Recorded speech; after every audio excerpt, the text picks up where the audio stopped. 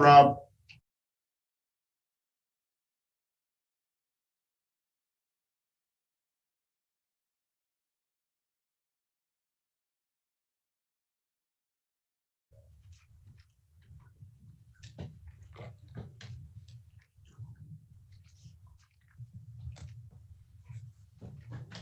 Okay, the time 6:04.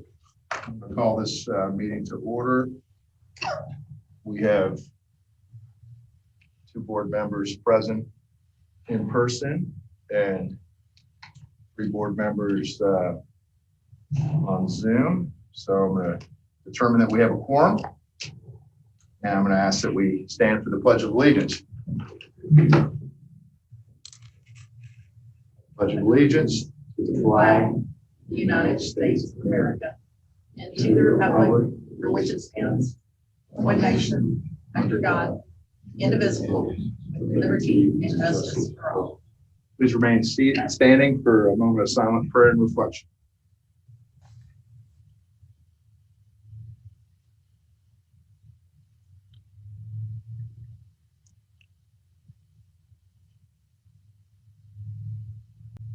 Thank you. Please be seated. This time I'm going to read our vision statement, which is empowering and inspiring all students to achieve their full potential. And our mission statement, Wimberley ISD is dedicated to excellence in education that fosters a culture of kindness and respect, creates lifelong learners, and empowers students to make a positive impact in their community. We believe that everything that we do should ensure the success of all of our students. As educators, we maximize class time in an engaging and challenging way. Our teachers are personally invested in our students. Students in Wimberley are committed to community service, and community supports students in return. Quality public Wimberley ISD education drives the future of successful Texas. As a district, we strive to meet the needs of the whole child, academically, emotionally, and socially. Wimberley ISD provides the foundation to create engaged citizens who will become lifelong learners. All of our students, parents, faculty, and staff should be treated with kindness and respect. We are committed to excellence in all we do. Our goals: achieve excellence in education, foster a culture of kindness and respect, create lifelong learners, make a positive community impact. This time I'm going to move down to item number 1 on our agenda, which is our public forum. And I'm going to turn it over to our communications officer, Fred. Okay, I'm going to read the public comments as presented. There are a couple of long ones, so we're going to have a 3-minute time limit. Can Alan please get on a microphone? It's a little hard to hear.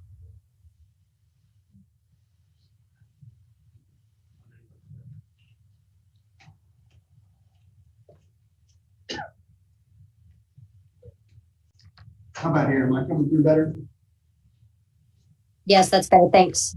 Okay. I'll start off with Robin Rivera. Good evening. I'm Robin Rivera, a 5th grade teacher at Jacobswell Elementary and a mother of 2 children in this great district. I want to start off by telling you how proud I am of WISD. I'm proud that our district made the decision to start the year with in-person learning for the elementary campuses and then having the junior high and high school campuses begin in person 2.5 weeks later. The difference in my own children's attitudes about everything in life has improved since going back to school in person. The in-person help, interaction, and connection they have with their teachers is priceless. Since my own children's educational concerns are well taken care of, I will switch roles from parent to teacher. As teachers, we are always first and foremost concerned about what is best for students. We plan everything around their growth and success. If that means we need to work a little later, take stacks of paper home to grade, or meet with parents during our lunchtime, we are willing to do it. We want student success. However, I don't think any of us knew what virtual teaching was really going to entail when we set out on this path back in August. We started with this plan of 3 ways of providing instruction, and it seemed possible. Yes, it seemed like a lot of work, but with a little extra effort, it could be done. Now, 9 weeks later, the idea of continuing 3 ways of providing instruction seems impossible. Besides the never-ending task of keeping up with attendance, which is extremely time-consuming, it's multitasking to have 3 balls up in the air all at once. As a teacher, I want to do my job well, not just good enough, but I like to exceed expectations. However, teaching in 3 different ways all the same time has taken its toll on everyone. For the first time in years, I worry about my coworkers and the workload they carry every day. And I guess the stress of the job would be worth it if the students were having great success. That is just not the case. Students are not attending virtual classes, they are not engaged in their learning, and there is a lack of connection with our virtual students. Yes, there are some success stories of students doing great, but the majority of the stories are not successes. Work is not getting done, not getting turned in. The educational gap is growing, and that makes me nervous for our students. The responsibilities on our shoulders as teachers continues to grow. There are just not enough hours in the day to get it all done. The time needed for training, planning, and grading is just not there. At some point, we have to go home and take care of our own families. I've loved Wimberley ever since I started teaching at the high school in 2001. I knew then that Wimberley was where I wanted to live and raise my family. Nothing has changed in 19 years. I think COVID has really made me realize how truly proud I am of our district, our schools and students, and our hardworking teachers. Thank you so much for your time. Robin Rivera. Next comment is from Terry Thaler. Do not get rid of asynchronous learning. Next one is Shannon Caldwell. The letter from Mr. York mentioned conducting a survey of teachers, but as a parent, I didn't receive a survey asking how I felt about offering asynchronous learning or how it was working for my student. My high school students are comfortable being in class due to mask compliance in their classes, but my middle schooler does not. Having the asynchronous option already in place is also helpful in case COVID cases rise, so the remote learning switch would be seamless for most. We currently have our highest number of active cases of the year right now, and these are the reported confirmed ones.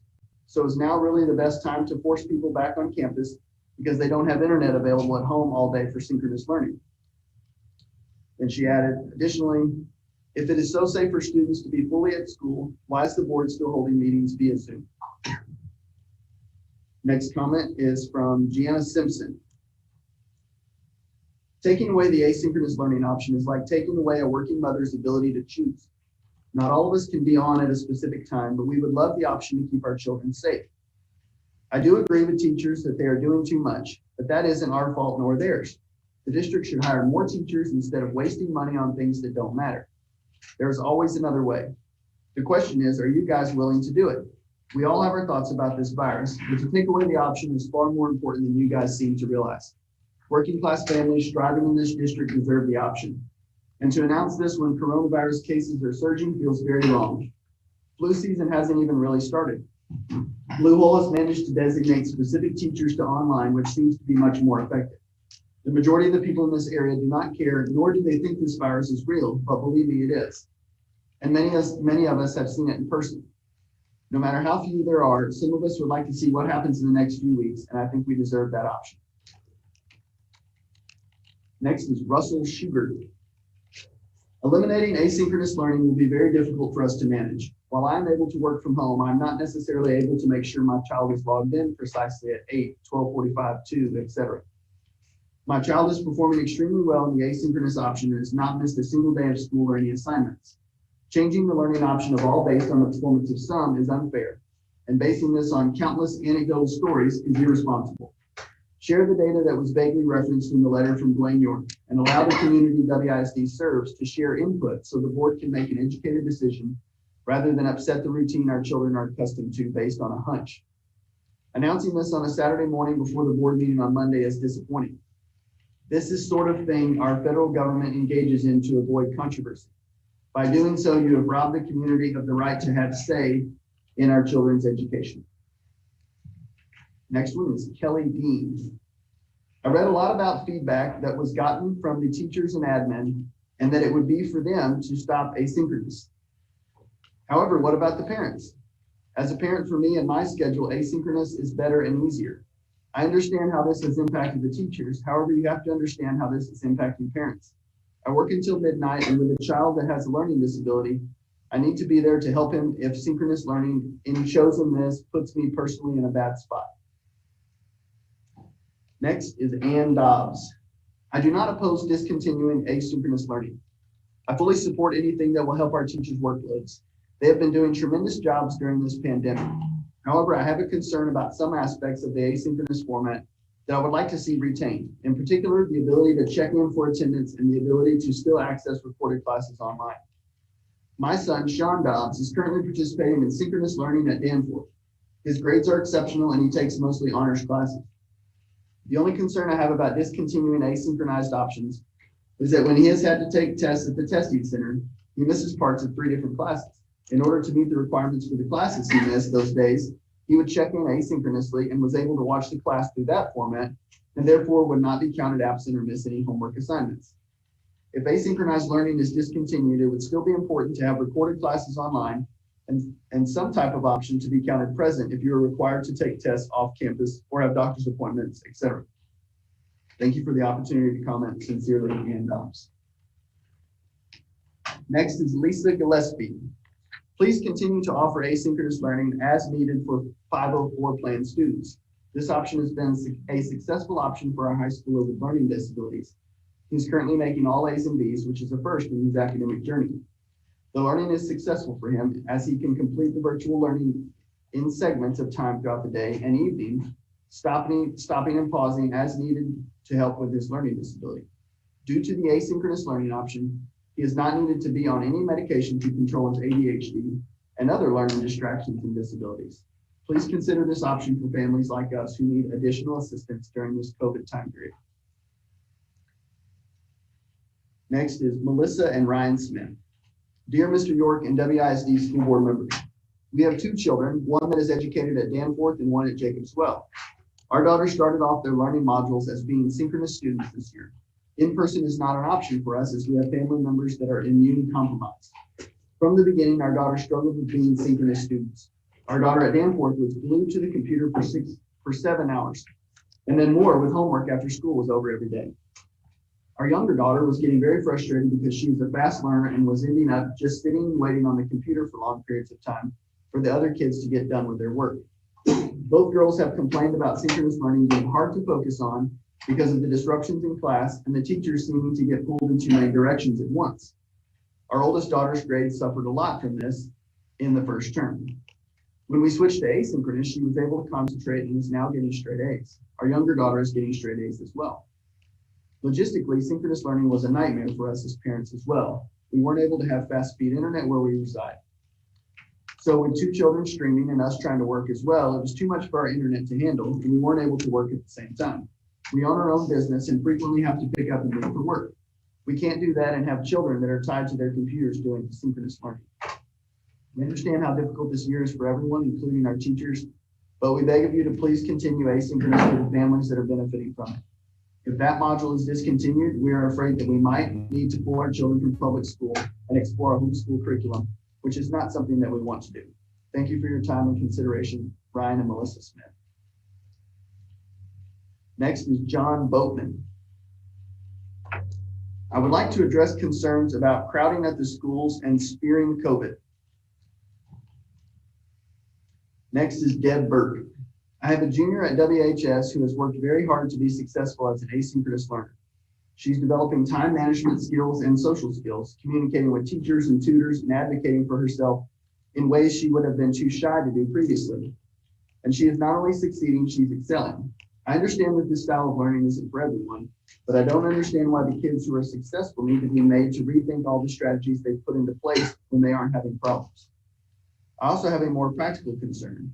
There are times when my student is not able to watch lectures in real time when she's traveling back and forth to campus for ASL class or taking an exam at Scudder, for instance, or when the internet is down.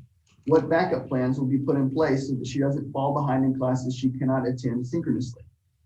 If you can develop criteria for students to remain in synchronous learning, why can't the same standards be applied to asynchronous learners?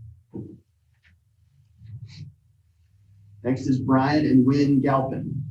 We have an asynchronous DJH honor student that has been present every day and completed all work that has been asked of her, plus some extra credit. She asks questions when she needs help, but overall she has all A's. All of this said, it seems as if the students struggling with the responsibility and the lack of self-discipline are going to be the downfall of this great option. I know the asynchronous group is small in relation to the in-person and synchronous groups, but a lot of parents went with this option due to the flexibility it offers. When we learned about the different options for schooling this year, we opted for asynchronous learning as it was the most beneficial for our family since we would also be teaching our 2 younger boys at home. We live outside of town, which limits our options for internet. And while our internet is okay for what she's doing now, we do not have a stable nor strong enough connection to have her online all day in Zoom meetings. Removing the asynchronous option would undoubtedly cause our child to become absent to some classes due to connectivity issues during the online classes. We have already changed our schedules around for this new schooling change, and to abruptly end that less than 2 months into the school year is unfair to students that are still taking this seriously and putting forth the effort to maintain their grades. This change should be reevaluated and only instituted for the children that are not doing what is required of them to maintain passing grades. Could there be a compromise instead of eliminating it totally? Maybe the students who are failing should be required to attend synchronous or in-person instead of asynchronous. I know they used to do that with football. If you don't make the grades, you can't play the game. Also, I do want to say we really appreciate the teachers and the time and effort they are putting in during this strange time. We have some really special teachers here. Thank you for your time, Brian and Wynn Galp. Next is Kathleen McCain. I believe asynchronous learning has been a valuable asset to many families and children during this pandemic. I feel like there should always be a choice to remain async and complete virtual assignments, given there are passing grades throughout the grading period. This unique learning and teaching opportunity has given my daughter and I a new sense of one another. We have bonded and overcome many obstacles that we never knew existed in our relationship. I've just begun a new way of teaching her the material that is provided from the wonderful teachers at Jacobswell Elementary that is designed especially for her. There's been a recent spike in COVID-19 cases in the adjoining counties. In our family, my 11-year-old son and myself are high risk with COVID morbidities like asthma and alpha-1 antitrypsin deficiency. We both have highly reactive asthma attacks daily. My husband is a paramedic for Hayes County EMS. He sees cases of COVID during every single shift. He wears head-to-toe PPE with a full-face respirator filter mask. There is still a tangible risk to everyone's well-being. I know that many children have returned to school, as my other 2 children have. I feel in my heart of hearts that asynchronous learning should be continued through at least the end of the first semester before evaluating its pros and cons or discussing defunding for it. There is value in this type of learning and teaching. My daughter has become much more independent and self-sufficient. I, as a mother, have regained my confidence in parenting. Many children are benefiting by attending in-person lessons, and many are benefiting from learning at home. I have lost my career because of the pandemic. As a beautiful result, I have poured myself into learning how to balance teaching a 3rd grader and mothering. This has been a steep learning curve, and there should be no doubt that grades were suffering in the early stages. I know there is a deep need to continue with asynchronous learning for many students of all ages. During sick days for in-class learners, they are able to access the entire class so that they do not miss out on any material. Class videos have made tutoring my children in math concepts easier and more accurate as I can teach the method the teacher is using, not one I partially could recall from memory. I've been using the kindergarten asynchronous material to teach my 2-year-old. He is ahead of his age in all areas. I've been able to teach study habits to my kids so they can recall the material easier after watching the class videos and taking notes with me. Please consider keeping asynchronous classes available for access to all students. They are an excellent way to study, catch up, and stay current during a sick day. Next is Jeff Campbell. If my experience with my 2 middle school students is indicative of the whole, there is a major flaw in the asynchronous attendance system. My girls have missed 1 day, and yet despite my wife and I making sure they log attendance every day, several of their teachers show multiple absences. We've communicated with the teachers and your admin staff that there's an obvious issue with the system since we see them attending themselves daily and it's still not getting reported consistently. So I would plead with you to not base your decision on attendance, and I would also ask that no changes be made until the spring semester. Next is Astrid Schwab. Dear members of the WISD School Board, I have currently 2 kids enrolled in WISD, a 3rd and a 7th grader. They are both asynchronous learners And they were both very upset when I told them on Saturday that WISD is thinking about removing the asynchronous option. The asynchronous option is working really well for them, and it's great to see them training their time management skills. I'm sure that both of my kids would be much less productive and learn less if they had to do synchronous learning. Being in front of screen and having to deal with the nervousness and special pressure of being on video can be exhausting. As an educator and as a parent, I know that all kids are different and that asynchronous learning is not for everyone. But I would encourage the administration to find individual solutions for students for whom asynchronous learning is not working. If you categorically abolish that option for all students, including for those who are doing well, I'm afraid you will see a surge in parents who will switch to homeschooling, and WISD will lose even more resources. Several of our friends also have very positive experience with asynchronous learning, or even switched from synchronous to asynchronous learning because synchronous did not work out for them. Our family, and I have also heard the same from several other families, are considering switching to homeschooling if WISD abolishes the option for asynchronous learning. Next is Heiko Stain. Dear WISD trustees, thank you for hearing my public comment. I want to speak in favor of keeping the asynchronous option during the ongoing COVID-19 pandemic. Currently, both of our children are using this option, one in third, the other in seventh grade. They thrive both academically and mentally, which was a huge concern for us. Their classroom teachers are doing extraordinary work and go above and beyond to make this successful. I do understand concerns regarding this option, but want to point out that there are many students who would do worse without the asynchronous option. Open and honest communication with students and their parents who do not thrive in the asynchronous option could solve many of these problems. Requirements to continue asynchronous learning could be implemented. Moreover, reorganizing the particulars of teachers' workload and restructuring the programs could also lessen the considerable burden of teachers.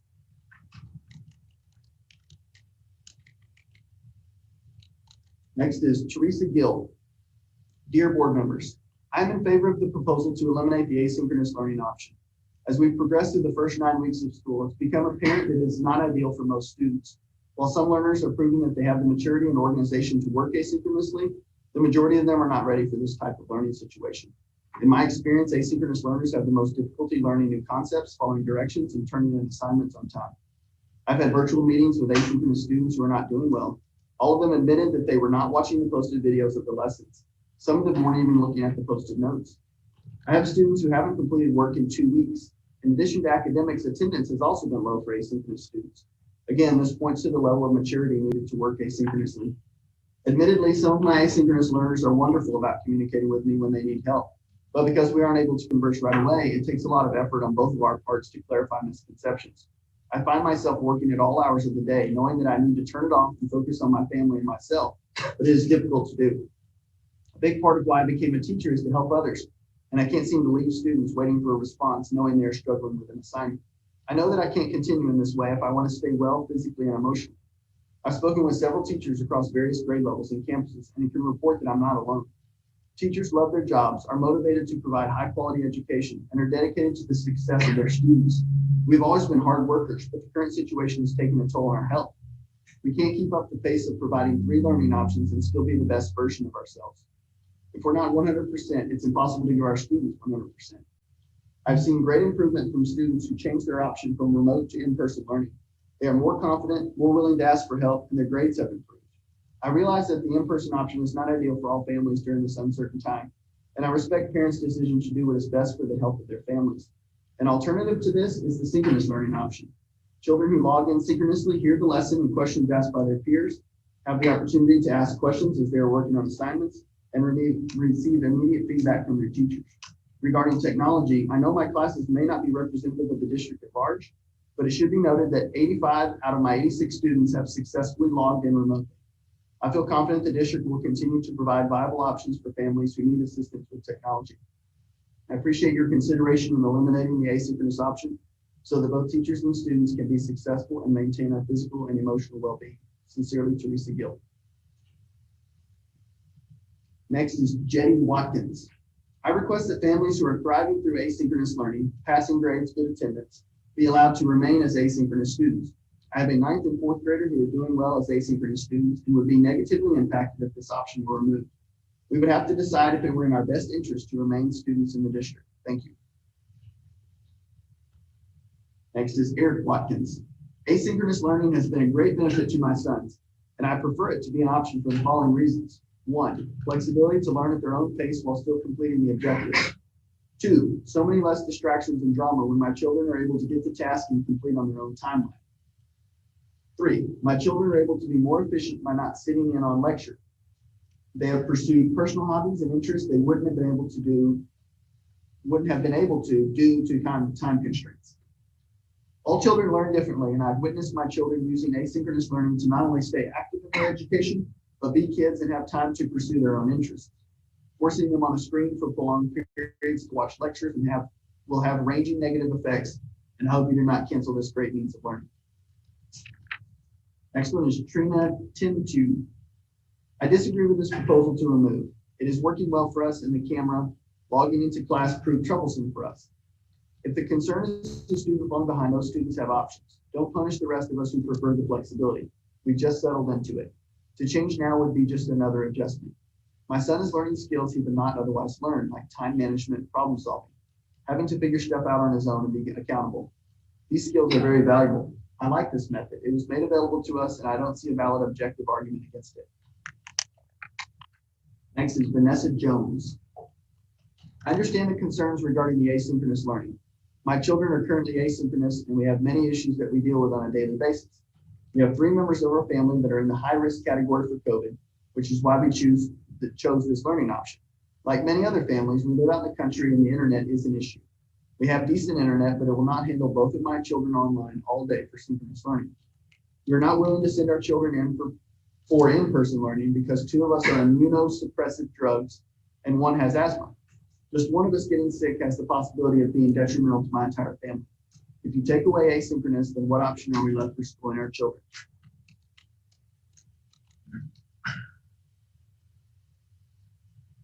Next is Jamie Thibodeau. My name is Jamie Thibodeau, and I'm a proud teacher and parent at Wimberley ISD.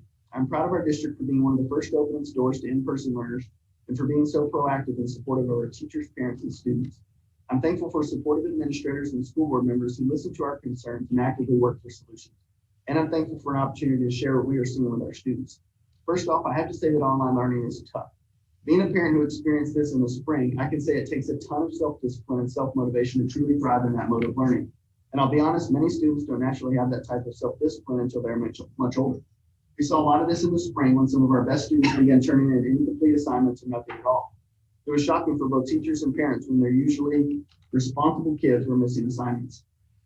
Even before the pandemic, most teachers will tell you that a big part of their job is figuring out how to motivate our students to keep up with assignments and involved in their own learning. At the elementary, there are only a handful of students who are totally self-motivated. And for the rest, we often use some form of a reward system to accomplish this. We understand that self-discipline is still developing in our students, and some will take longer or require more support than others. Fast forward to the last 9 weeks, and I can tell you the struggle is even more real. We are again seeing responsible students not attending classes, not watching instructional videos, or skipping assignments completely.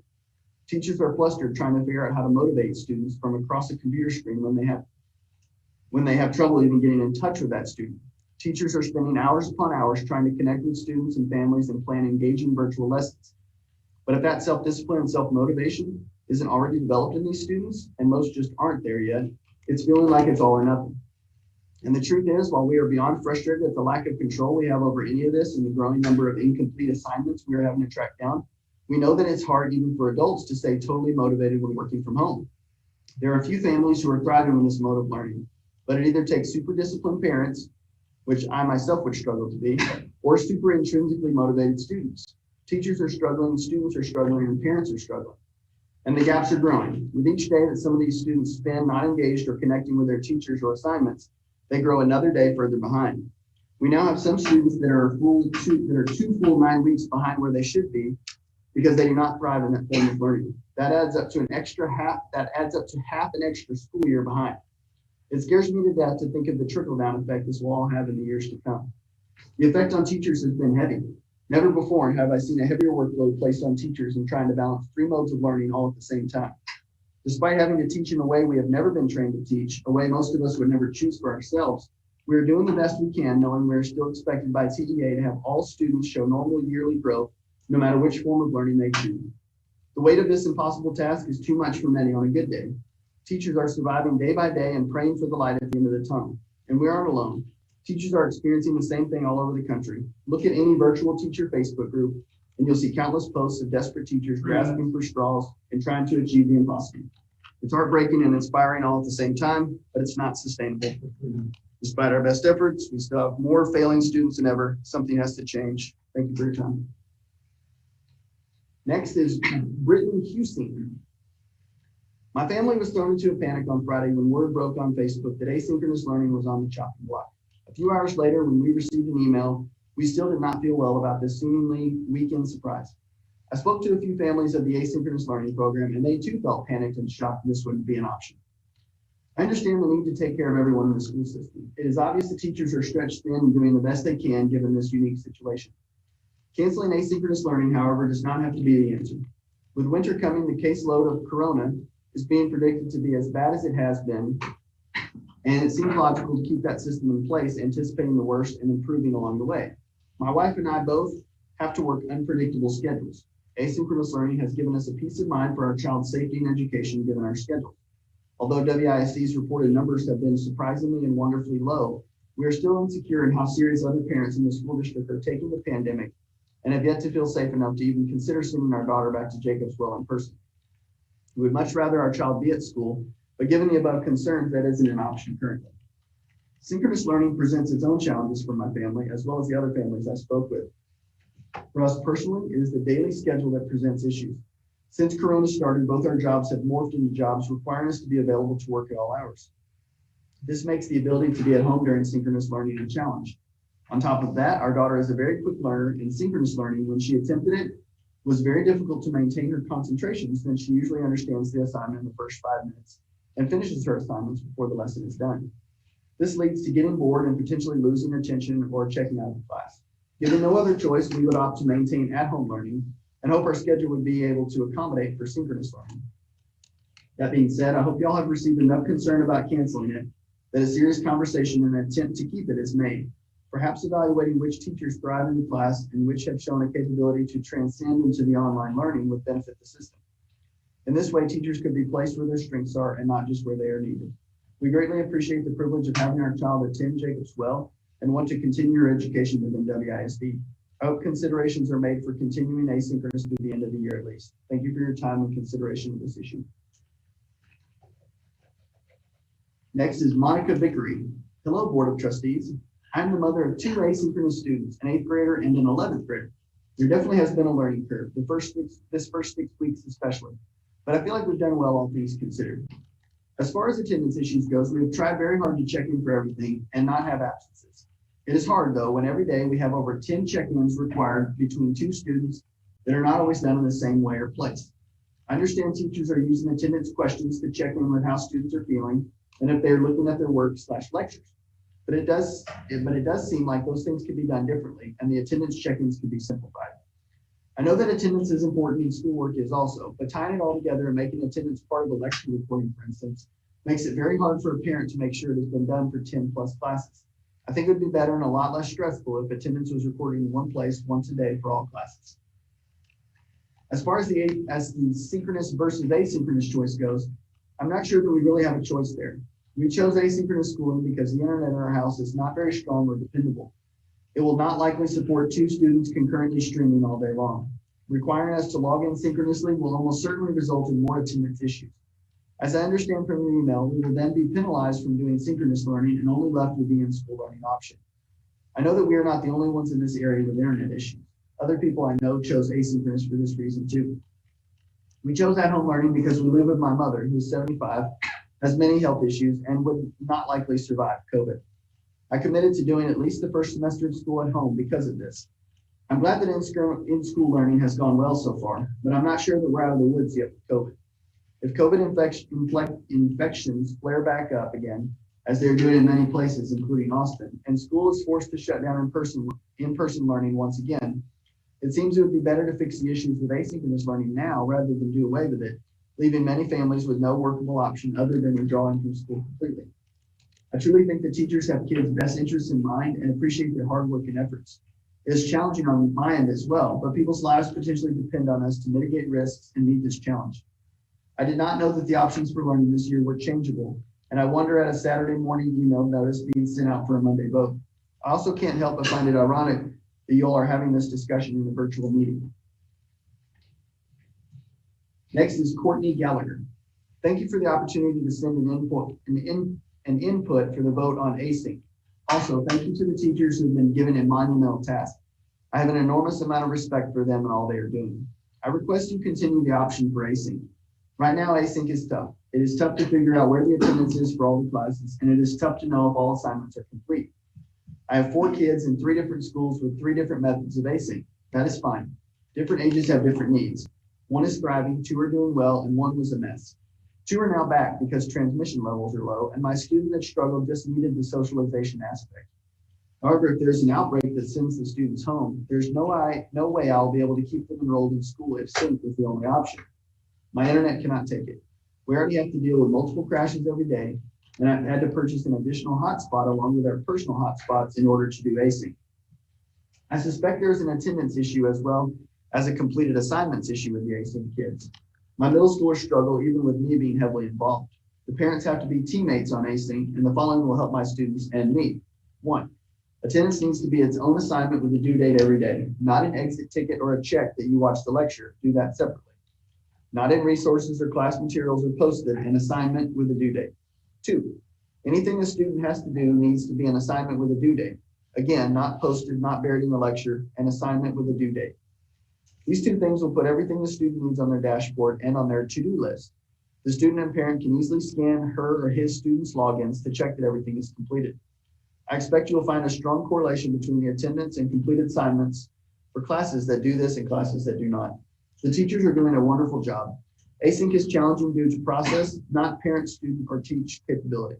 Please make some best practices adjustments and keep async. Next is Charmaine Wild. I'm the parent of a 3rd grader. She is the oldest of 5 kids, ages 0, 2, 4, 6, and 8. The youngest of the 5 is a newborn, just 7 weeks old. Our little baby has a fragile immune system, not only due to being a newborn, but also because of an infection at birth and weight gain complications. This is the main reason we have chosen to reduce our exposure to others. I will now explain why asynchronous is vital to our family's life and has become a habit of success. My daughter has adapted to this education at home. Asynchronous is the key to her success. Our days are unpredictable with feeding schedules, work schedules, and multiple children's learning schedules. Being the oldest, she often jumps in to help the newborn while I get another kid situated with their schoolwork or while I handle a work matter. When she has tech issues, I'm often leaning over to help while breastfeeding. She gets all of her work done, all of it, sometimes early in the morning before 8 a.m. and sometimes later at night between 5 and 7 p.m. Most often school's done during the day in the same room where I work, while other children are also doing their schoolwork, workbooks, or coloring. School is not a stressful process for her. If her home environment gets a little crazy, she can take a break and come back when it's quiet. If she needs help, she can wait and ask for help when I'm available. As a final point for keeping asynchronous, I do not let my 3rd grader online without adult supervision. This means that her schoolwork needs the internet. I'm sitting next to her. This is a matter of internet safety and to prevent her from stumbling upon inappropriate things. Requiring us to be in the synchronous learning style will upend our entire schedule, as I will now be sitting next to her at times and in situations I cannot plan her schedule. If there's an impasse in the schedule, work versus synchronous learning, breastfeeding versus synchronous learning, other children's schedules versus synchronous learning, then I can almost guarantee synchronous learning will not be chosen. I will choose my family's peace and health and my family's livelihood over a school schedule. Please do not force us into a video schedule with her. We will simply not be able to keep up with another schedule. Our long-term plan, given the recommendation of pediatric doctors, is that we'll be ready to return to the new normal in January, everyone going back in person. We are working hard to keep everyone healthy, stress levels low, and keep this baby growing/gaining weight so we can return to in-person without fear or illness. Asynchronous is a great blessing to many families like mine, especially if the child is thriving like mine, and if this has become a stable situation in an unstable world, as it has for my child. Forcing us to change for what essentially is a few weeks due to the Thanksgiving and Christmas breaks, only to then have another change in January, is a senseless disruption to the learning process. We've all been in this together thus far. Please do not change gears now. Next one is Christina Maloney. I'm writing because I'm concerned about your proposal to remove asynchronous learning as an option for children in WISD. My daughter started off this school year in the synchronous learning option. She was distracted and the teacher was visibly and verbally stressed out. My daughter quickly became frustrated and the teacher would not encourage or even allow her to speak upon class. She was publicly reprimanded when she participated in the chat. There was also confusion over Zoom links, how to submit work as it varied daily, and numerous canceled classes by the teacher. After many weeks of this verbal abuse over Zoom and the frustration of this learning method, we decided to switch to asynchronous. My daughter spent weeks catching up to where the asynchronous class was. Her synchronous class was weeks behind. After she was able to catch up, she has been thriving and has brought all of her grades up to A's and B's. This method is so much less stressful than synchronous. Please do not discontinue asynchronous learning as an option for her. I would also like to thank you to consider this first 9 weeks as a transition period where students have been in a very stressful time and expect to continue a curriculum that was set before this global pandemic. Do not expect our children to perform at the same level they were before the stress of COVID and the fallout from the virus, including isolation, break in routine, illness, death in families, and overall declines in mental health. Please do not take this option away from families that are making it work, and thankful for the positive impact this option has on its family. Thank you for your time. Next is Chris Vickery. Although we are officially asynchronous, we try to do synchronous learning when we can. This morning, we tried for 20 minutes to join my son's class Google Meet. We couldn't join. I don't know exactly why we couldn't. The internet appears to be working. We couldn't even join with a cell phone using cell service. We have these kinds of issues all the time. Sometimes the internet is the problem. Sometimes we're not sure what the problem is. I'm not too stressed about it now because I know that we are usually able to get things working and done by the end of the day. If we didn't have the asynchronous option to circle back to classes later in the day and had to do school synchronously, it would be a huge problem. Next is Samantha Kellerman. While I understand the difficulty multiple schooling options gives the teachers and the need to eliminate one, it would be extremely helpful to parents to give them more time until the end of the semester to eliminate asynchronous. November 9th is too soon. My 9th grader has thrived in honors classes through asynchronous learning and wishes to continue for several reasons. I will need to find her a new option, and nearly all other programs operate on a semester basis. We have had 9 great years in WISD and sad to see it come to an end. Thank you. Next is Jose Salazar. First, I want to extend my gratitude to all teachers and staff who have worked so hard to create new learning environments for all students in these challenging and uncertain times. Your professionalism, the sacrifice of your personal and family time to meet the demands of these 3 learning models, and even risking your health to teach in person is greatly valued. In light of the proposed discontinuation of the asynchronous learning, I want to make sure that Wimberley ISD creates an effective plan to continue offering synchronous for the remaining of the school year. As a parent, I make the #1 priority my child's health, safety, and social emotional needs. As an educator and school administrator, I see academic success as a secondary priority. Because after all, educational research shows time and time that academic outcomes are directly related to the health, safety, and social emotional needs of students and staff. I would like to see a plan that first considers meeting the health, safety, and social emotional needs of students and staff. While school administrators and staff are trying their best in mitigating the spread of COVID-19 and reducing the risk of contagion at the same time, they try to meet compliance to the state executive orders and TEA guidelines that contradict proven research practices to effectively mitigate and stop virus transmission. Both the CDC and the World Health Organization list as an effective method to reduce the spread of a virus the practice of avoiding crowded and indoor settings and the systemic practice of contact tracing. I understand the pressure that these government agencies have placed on you administrators and school districts. I would like to see a plan that places maintaining academic rigor and success as a subsequent priority to health, safety, and social emotional needs. I'm aware of the challenges that present meeting the individual academic needs of every student in a remote learning environment. I'm aware that some students need their best met with an individualized in-person instruction. I'm also aware that other students have their individual needs met and are successful through a synchronous remote learning environment. I'm requesting that Wimberley ISD create and submit a plan to TEA to continue to offer synchronous remote learning for the remainder of the school year for those students who are thriving regardless of this unusual world health emergency that has changed our lives as we are accustomed to. Thank you for your consideration. Kindly, Jose Salazar Salas, parent of a student at Danforth Junior High School, Assistant Principal, Ridgetop Elementary, Austin ISD. Next is Laura Salazar. As a parent of a middle schooler, I feel it is essential that we have some form of remote learning for the remainder of the school year. I understand that there may be a shift in what is offered, but my concern is that there will end up to be no options for remote learning for those who may need it. We have high-risk individuals in our family, and we need the remote learning option for the remainder of the school year. I understand as a parent and educator that it creates challenges for the schools to provide options, but it is for the greater interest of the community. We are in the midst of a health crisis, and I believe it would be short-sighted to limit students' options at this point in time. In times of crisis, I feel we need to draw on our creativity and create options that will meet individual, family, and student needs. I feel it is far too early to think that we have mitigated or managed COVID-19. We are still in the beginning stages of the school year. I ask that as you consider limiting choices for students, that you consider how you're going to continue to keep options open for students who need to remain at home for the course of the school. Next is Mary Stratton. I currently have 3 students in WISD, all learning asynchronously.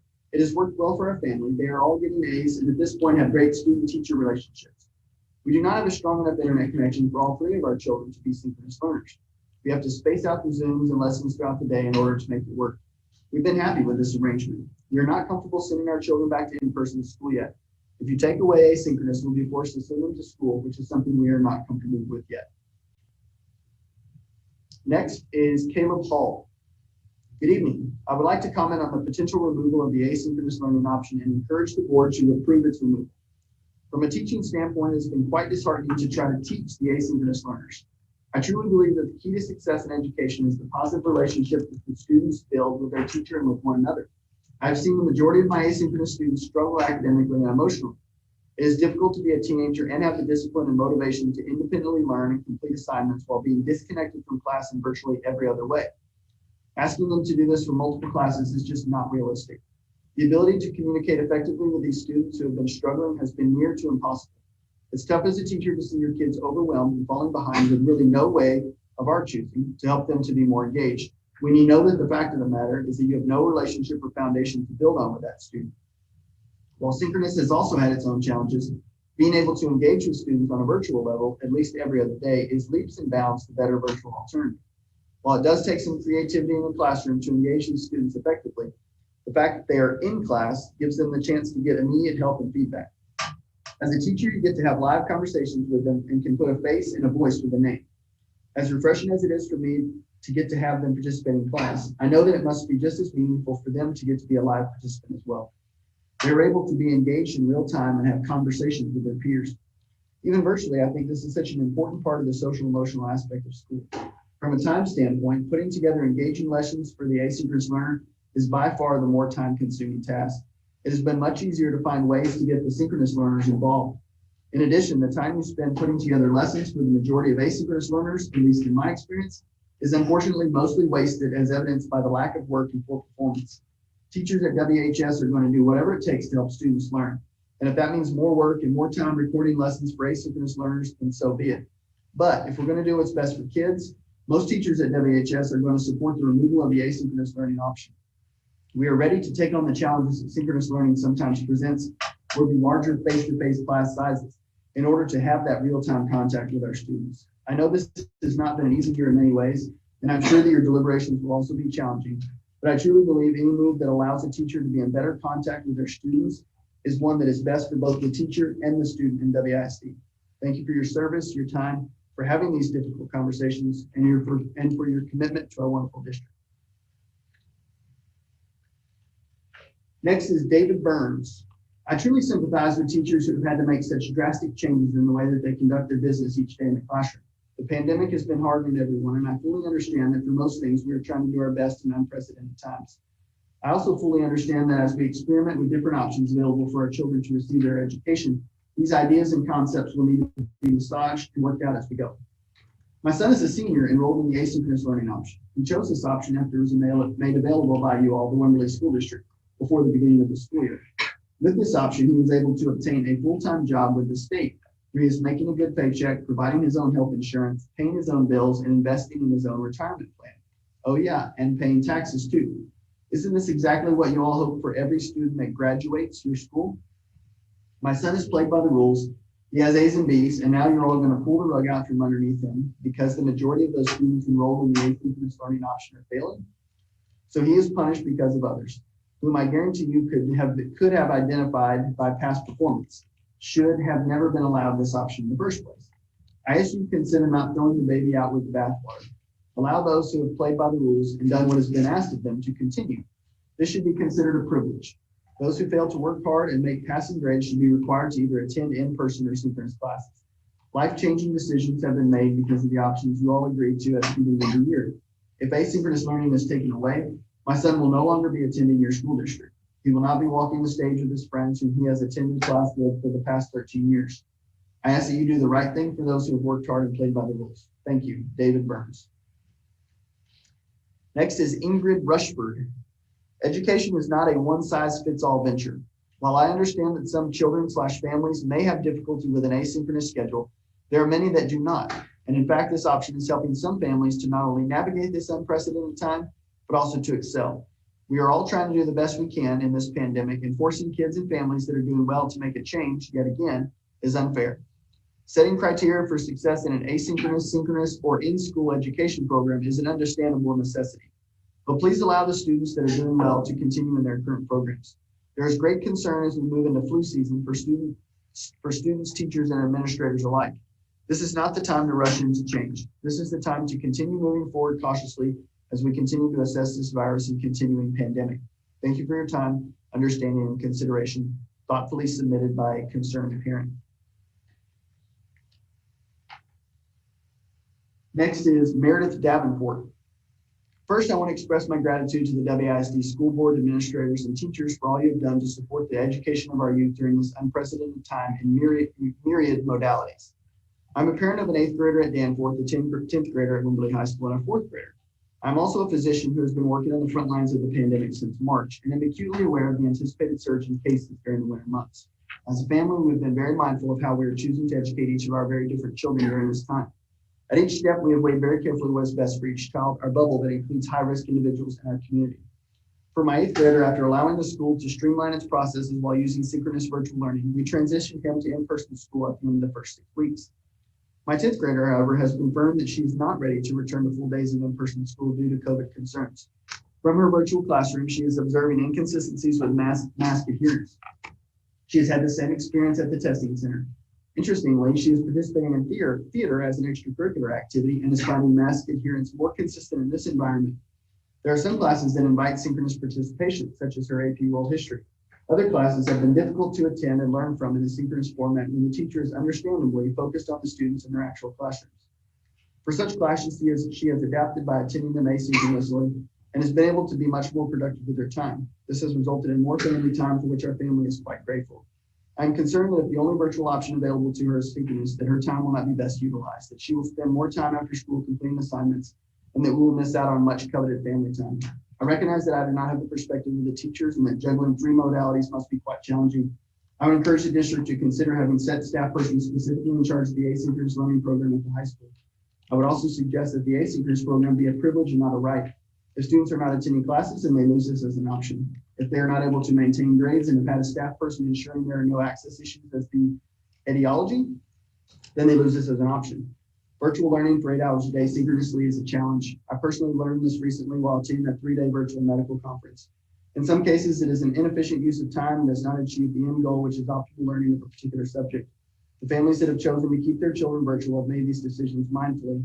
I'm concerned that if the only virtual option for our high school students is synchronous learning, then more of our students will make a choice to return to in-person school at a time that we anticipate a surge in cases, and at a time for many students are not ready to make this choice from a health perspective. For this reason, if you vote to remove the asynchronous option at this meeting, I ask that you consider waiting until the 4th 6 weeks begins and the anticipated surge impact is more clear. Thank you for your consideration. And all you do, kindly, Meredith Davenport, MD. Next is Mark Weems. I'm against eliminating the asynchronous learning option. My son is currently enrolled in the asynchronous learning option at Wimberley High School, and he is doing exceptionally well, having received grades in the mid to high 90s in all his courses. This option is best for him and many other students. Next is Daniel Morgan. This school year, I decided to be an asynchronous learner. This is one of the best decisions I have ever made. This option allows for me to work nearly full time while maintaining better grades than I've ever had. As a senior, I'm having to devote enormous amounts of time to college application. This year's applications are especially complicated due to COVID. Being asynchronous has allowed me to spend the long hours necessary to have a strong application. I understand this option does not work for every student. A simple fix to this is making it a privilege. If a student demonstrates a need for higher supervision, then they would be moved to synchronous. This would not only help students struggling, but also motivate other students with the reward of more freedom. Next is Holly Kintz. Since we only heard about the recommendation to end asynchronous learning on Friday before the Monday meeting, First, would like to ask that parents and students have a chance for feedback or input on asynchronous learning and how this has affected their lives and their grades in learning. When beginning to write a response in reference to it, I found myself writing paragraphs upon paragraphs in reference to it, which would take much longer than 3 minutes allowed to speak. The idea of asynchronous does work, but it is the method and content that is making it difficult for the students to succeed at it. One example is there is no uniformity in checking in for attendance. Most times it is not that the student was absent, also not that the student is not trying to do the assignment, test, etc. It is the amount of assignments, the difficulty of the assignment, and the deadline given for the assignment, as well as the computerization of the content or the lack thereof of the computerization of the content. When the student reaches out to the teachers, it is the response or lack of response when they're reaching out. I can give specific instances or occurrences. If asynchronous learning is removed from Wimberley schools, we may very well be one of the ones required to obtain online learning from outside the WISD, which honestly would be very sad considering my student is a senior and has been going to Wimberley schools for 12 years. The reason being that due to where we live, obtaining adequate internet at times is a challenge, i.e. we live at least 10 minutes from the Wimberley schools where internet service is spotty at times, and based on the load of how much data required for online or the weather affects time to time, whether or not certain applications work for online schooling, and whether or not they can be completed within the time period assigned. I hope that the board will consider when they say that for the sake of all students, that indeed is considered. As some of the comments of parents and teachers are not actually including all students, whether they be special education, advanced classes, extracurricular, etc. Also, whether they are able to obtain other learning options at the moment, which I might add that education is not a competition, that it is there for all to learn, not the top 10 to 25% that seems to be able to be adhering to all the requirements because of whatever reasoning. If the chance is given, I can give specific instances that explains more of why I've made the above statements. Best regards. Next is Alex Davenport. To whom it may concern, as a Wimberley High School student that has experienced both the synchronous and asynchronous methods of learning this year, I recognize the benefits of both, but have benefited the most this year from asynchronous learning. Asynchronous learning allows students to build their schedules in a way that best suits them and their needs as a student, allowing them to learn as best they can under the current conditions. Everyone learns differently. Some learn by watching, others by listening, and still more by just jumping in and doing. I know many students in our school whose ways of learning are incredibly different from my own, and this shows that everyone's brain processes information differently, and that allowing for all three options to be available to students gives every student the ability to learn as best they can under the current conditions. Allowing students to have the freedom to choose between asynchronous, synchronous, and in-person helps students to learn in the way that's right for them and can be very beneficial to the learning process and in other ways. I have friends that work amazingly well under pressure and feel that being put under a certain degree of stress is a motivating factor to do better and to learn. However, I have other friends that hate the stress that school can sometimes cause, and being an asynchronous student has helped them immensely. As an asynchronous student, one isn't paralyzed in class worrying that they'll be the next to be called on, not paying attention to the material because the anxiety of being called on takes precedence over all other thoughts. It's also helpful for those with social anxiety, as their thoughts aren't preoccupied with the judgments of their peers, and they are allowed to fully blossom as students without that pressure. Along the same lines, I know students who have rebuilt their lives around the asynchronous method of learning, and that having that taken away will topple the structure of their lives that they've worked so hard to reorganize. So if mental health is a priority, restricting access to asynchronous learning will not be beneficial. It will be quite the opposite. While there are pros and cons to both asynchronous and synchronous learning, giving students the choice between the two options will allow for students to learn to the best of their abilities and optimize mental health in a time where it is even more important than before. Next is Sherry Klein. As COVID-19 continues to surge around the country, I encourage you to continue offering remote options, including asynchronous learning. We haven't even begun to see the impacts that colder weather will have on infection rates, and it is too soon to eliminate options for safe learning for families in the Wimberley Valley. While I understand that there may be concern for some students, I think that can be better addressed on a case-by-case basis rather than eliminating an option that is working for many. Next one, Chris and Margaret Odo. This is a shortened/edited version of the letter emailed to each of you earlier. Regarding the proposal to do away with the asynchronous learning, we don't feel the problems are specific to asynchronous or even synchronous as they apply to all learners. As parents of former async students, we would like to share some things we feel were done right. A huge shout out to Katie Huebner at Danforth. Mrs. Huebner rocks distance learning. She greets the students with a short video every day as if they walked into class. Video is usually uploaded by 7:30 a.m. in the morning. One short video, usually 5 to 10 minutes, as opposed to a recording of a chaotic classroom. Camera is directed on the teacher, close and intimate, head and shoulders only. Shares the entire screen so it's seen easily. This is what we'll be working on today, as if they were in the class. Shows where to find access each thing in order. Provides links to third-party videos and lessons. Reminds students to pause, complete, then continue. Reminders that they can watch the video, do work, and come to live Zoom during their on-campus class time for questions or help. They might also want to email questions and let the teacher know they will be on the next live Zoom for answers. Also a shout out to Megan Williamson at Danforth for her organization, agendas, and breakout Zooms. Finally, to Kelly Wilhelm at Danforth for her agendas, patience, and close-up videos. Now for the messy part, where things have gone wrong. Teachers not required to have agendas or lesson plans. Information regarding the class should be provided by 6 weeks, 9 weeks, monthly. Lessons aren't provided until the day of the lesson. This makes it very hard for parents to review, prepare, and make copies for their student. With teachers having to jockey between their in-class students and distance learners, the distance learners are getting ignored and left out. During live Zoom or recording, the teacher's camera pointed at ceiling, wall, empty desk, etc. Often no head and shoulders of teacher, close-up of papers or screen share. Teacher walking away from the camera, teacher not wearing a microphone, teacher not wearing earpiece. Students are not allowed to do these things. Teachers need to be examples. Recordings not uploaded until 3:15 p.m., even for core classes. Concepts not made concrete for distance learners. Need subject kits, math and science. Students do not get their work returned with their grade and notes from the teacher. No incorrect responses to review or teacher's notes about what was wrong. Original score, second attempt with corrections, IEP accommodations, etc. all need to be made clear in the online gradebooks Skyward. Having the recordings allows for us to pause, slow down, take more breaks, review, or do it another time. Suggestions. Everyone on the board and in any administrative position should have to anonymously sit through a day of Zooms and live or recorded. Observe the distance learners. They are bored and ignored. If they can watch the short video from their teacher, can get their work done and don't need help or have questions, they should not have to stay online in the chaos. They can be using their time wisely by getting other work done. Need dedicated virtual-only educators. Parents should have their own Google Classroom.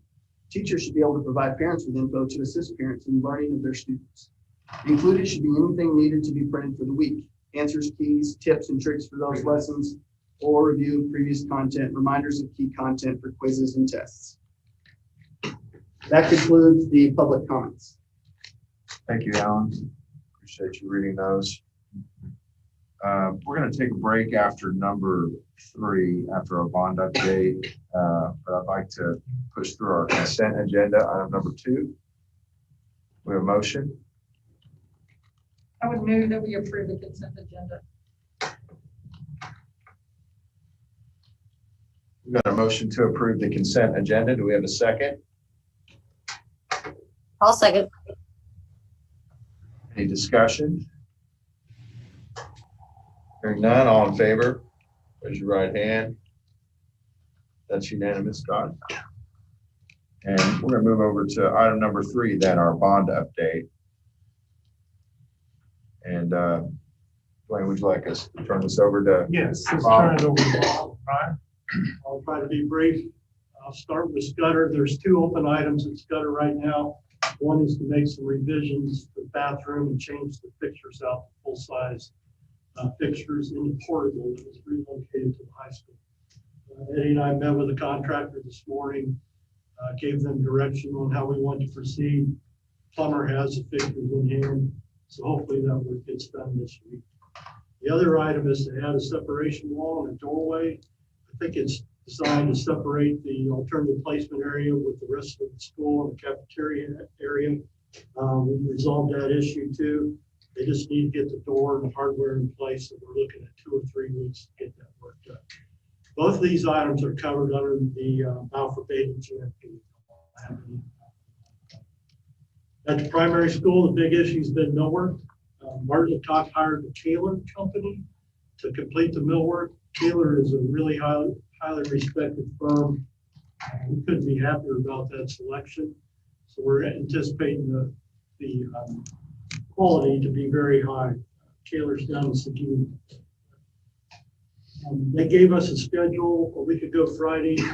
Taylor and Bartlett Cock did. They said they expected about 3 weeks to get materials in their shop and another 3 weeks to fabricate and install.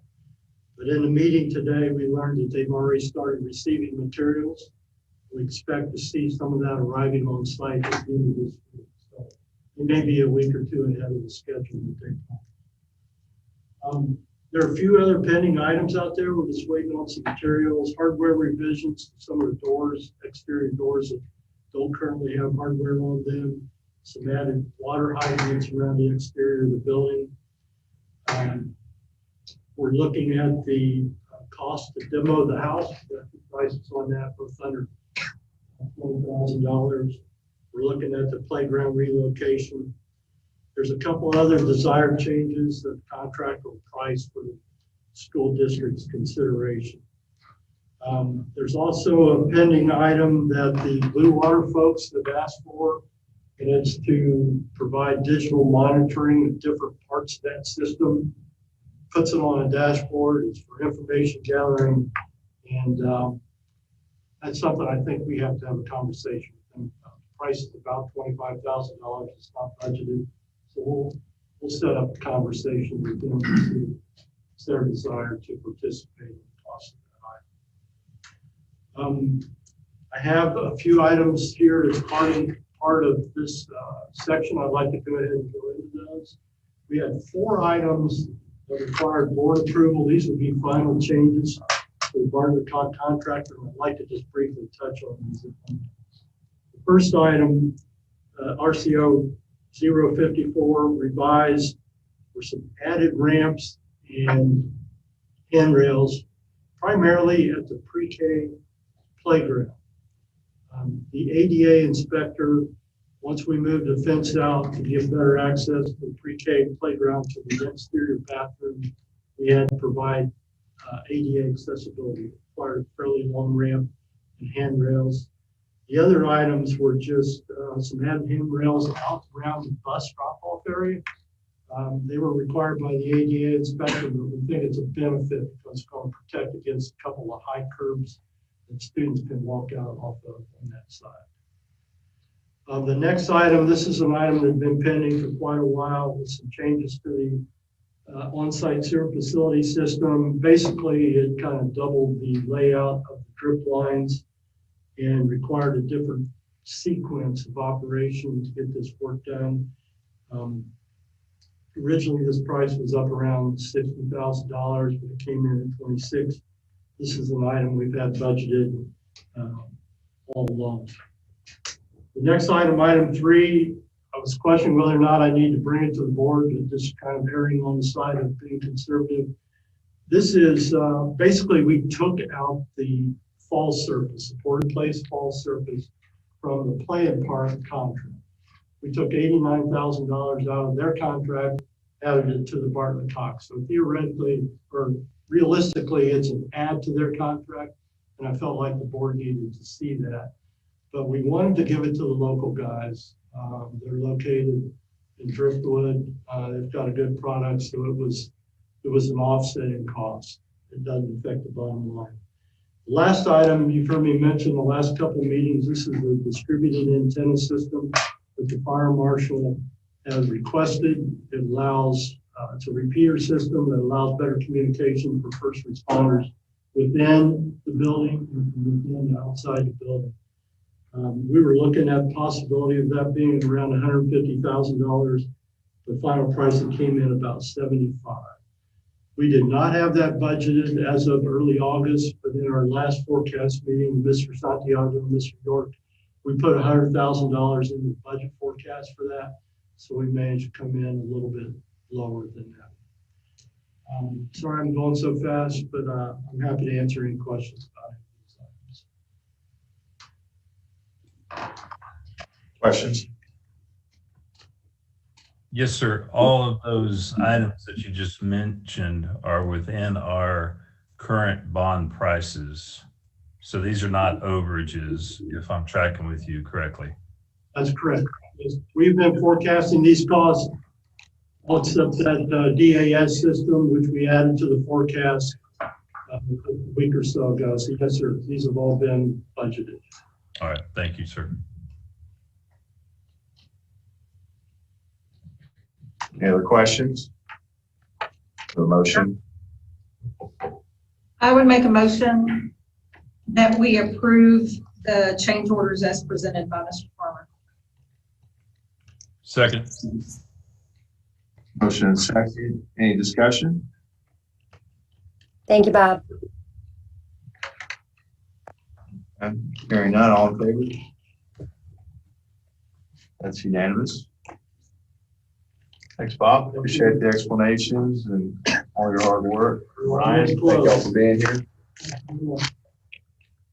Okay. I'm looking at the item number 4 on the agenda and 5. What would you guys anticipate in terms of length of those presentations on the tennis courts, lights, and the filtration systems? Let's try to get through those then, and then we'll take a break before item number 6. So we'll move to item number 4, which is the presentation of bids for the replacement of tennis court lights.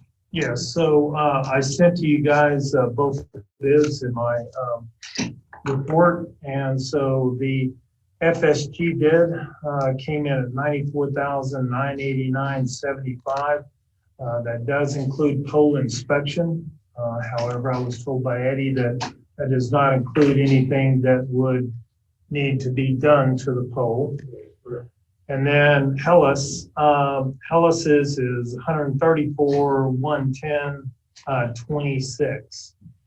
So we're recommending that we take the FSG bid at $94,989.75. And then remember that the Wimberley Tennis Association will be picking up 20 of that. And I did send you out a most recent bond fund balance for 2018 in my report. And we can get to that later, but these are the 2 bids for the project.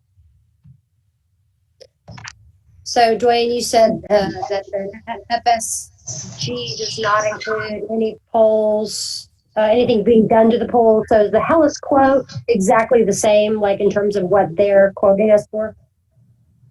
So on the Hellas claim, it is not breaking out. They did not break it out in an itemized fashion where you can really see that, unless I'm missing something, Eddie? No. So part of the bid though was inspection of the poles. And so because they didn't break it out like FSG did, we're assuming that the inspection itself is somewhere around $10,009,985.72.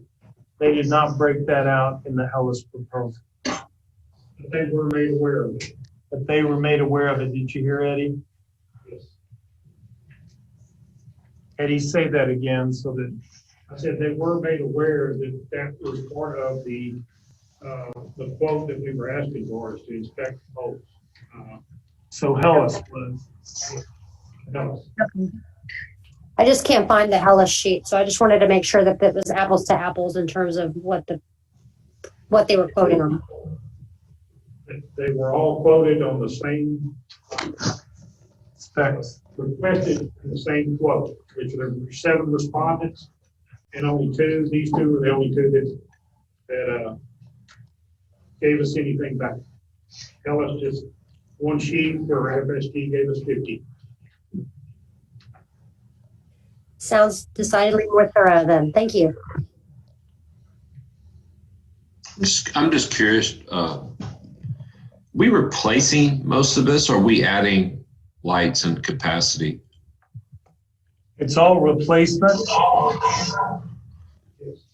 which And so all the hard lines are there, everything's there. We're basically just replacing what's there with new hardware, and the labor with replacing the new hardware. that is correct. Replacing the lights, light for light, LED on the porch is what we have now. The poles are just going to be inspected, and they're going to replace all of the switch gears basically that run the lights. Okay. So do we need a motion on this? I mean, I would motion that we approve the Facility Solutions Group proposal to replace our tennis lighting and upgrade for not to exceed $95,000. Okay, we have a motion Second. and a second. Any further discussion? Joe, I'd like to ask one quick question. Can we use this funding for anything else beyond making improvements to our assets at the school district, our hard assets like school buildings and fields and classrooms and stuff? In other words, can we use some of this money for, say, pay additional teachers? This is coming out of, well, I mean, our proposal is to pay for these out of the excessive bond funds. However, given the most recent projected cost for the HVAC filtration system, we are in the negative by $438,000. So initially, we were only going to go to fund balance for about 66, use excessive bond funds for these projects. However, given the HVAC filtration system increasing by about 350 over what we thought, or not that much, 300, it is putting us over. But you're also including a $625,000 land acquisition in that total as well, which was outside of the, what we initially were thinking about that you're putting into that. So if you took that out, it would still be, I mean, it's all there, but. What I was trying to express is it's my assumption that these bond funds can only be strictly used for what were in the covenants of the bond. Yeah. There's a lot of decisions coming up today, coming up down the road. I just wanted the citizenship to understand that, for example, they hear all these dollars going out, even if those dollars were still available, these particular dollars, for the most part, could not be used for staffing requirements. No, absolutely. I see from Will, I do appreciate that comment. I did share with you the letter, I think several times, from our bond attorney, Richard Donahue. Yes, sir. Can only go for the proposition language, and I highlighted that language for you. Thank you. Thanks, Dwayne. So I'm going to circle back. I think we've got a motion and a second, and we've had some discussion. Any further discussion? No, hearing none. All in favor, raise your right hand. Okay, that's unanimous. We're going to move down to then item number 5, which is the safe breathing zone units filtration system for our HVAC. And so Eddie and Dawson have done the research on this. They brought us the biopolar ionization the last time at the board meeting, but given further investigation, I will turn it over to Eddie and Dawson where they can do a much better job than me explaining what that further investigation did find. What we had discussed last was safe breathing zone units. That's the one that's got the 3 technologies in it: HEPA filtration, UVC lighting, ionization, the bipolar ionization. You might need to speak up, Dawson. The safe breathing zone units is what we can discuss. And that was a number that we first looked at. What was excluded in that was to treat all the large open areas, hallways, cafeterias, gyms. So we've added on what it would cost to do that. It's a bit of a different device. It's just a bipolar ionization only. To go with these same units in those areas would be outrageous. We feel that this is still a great option though for large areas. So what we've got today is the total cost of everything would be with all classrooms and offices and in these large areas. Is that district-wide? The entire district, maintenance offices. So that's everything under a roof, Certainly. every enclosed facility. And then you and I talked about this ultraviolet light is part of this system. That's part of the one that we're calling the safe breathing zone. Okay. We can get every classroom, every office. And, along with the other two devices. So Mr. the Chairman? numbers, okay, go ahead. And this is going to sound rude, but I can't really identify and see the gentlemen that are speaking. Are these employees of the district or Yeah. consultants or okay? There you guys. Okay. All right. Thank you. I couldn't see, and frankly, it makes a difference to me if they work for the district or consultants or people trying to sell us $300,000 more worth of stuff. So thank you, gentlemen. Appreciate it. So the number that's on the sheet, the PDF that you sent us, Wayne, the 394 something, that's the actual number? Or is it the 435?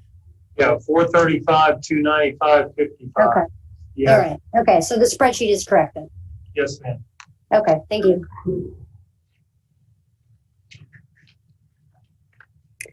I'll make a motion that we approve the expenditure to purchase the system for the district as presented by our staff and do that as soon as possible.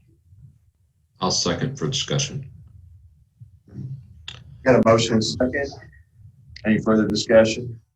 Mr. Chairman, if I may have missed it also, I was having a hard time hearing them.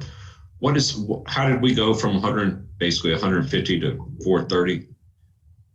I didn't hear that part. I think what I heard was the initial proposal included all of our classrooms, and this new proposal includes all of our covered spaces, hallways, gymnasiums, cafeterias, library, larger spaces, Field house. field house. So it's just significantly more scope. Yeah, from what we. Comment on that. Where we scored the 130 day first was ionization on Right. our school.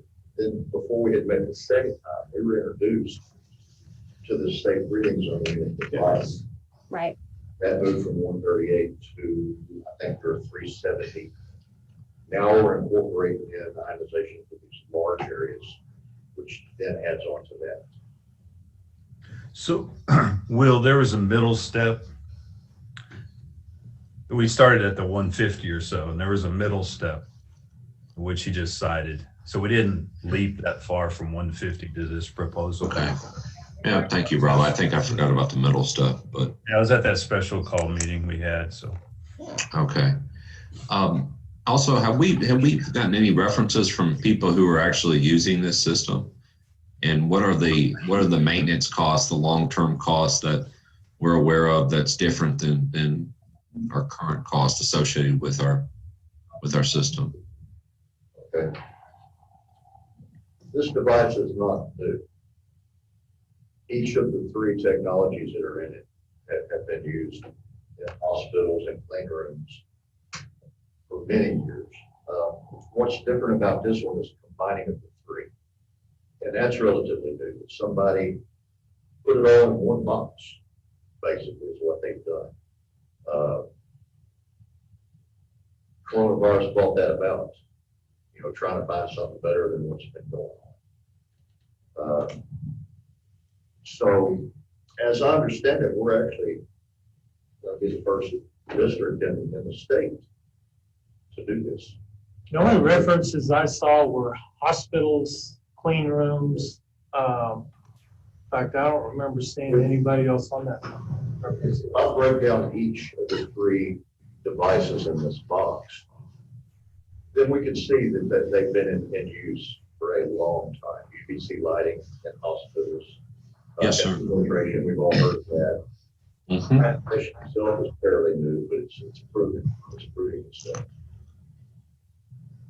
But the hospitals had some good experiences with these types of filtration devices. Yes, this device, combining them like this has been used only in clean rooms, very critical clean rooms, as we understand. Say with surgical equipment, things like that may be made. Right. How do you measure the effectiveness of it?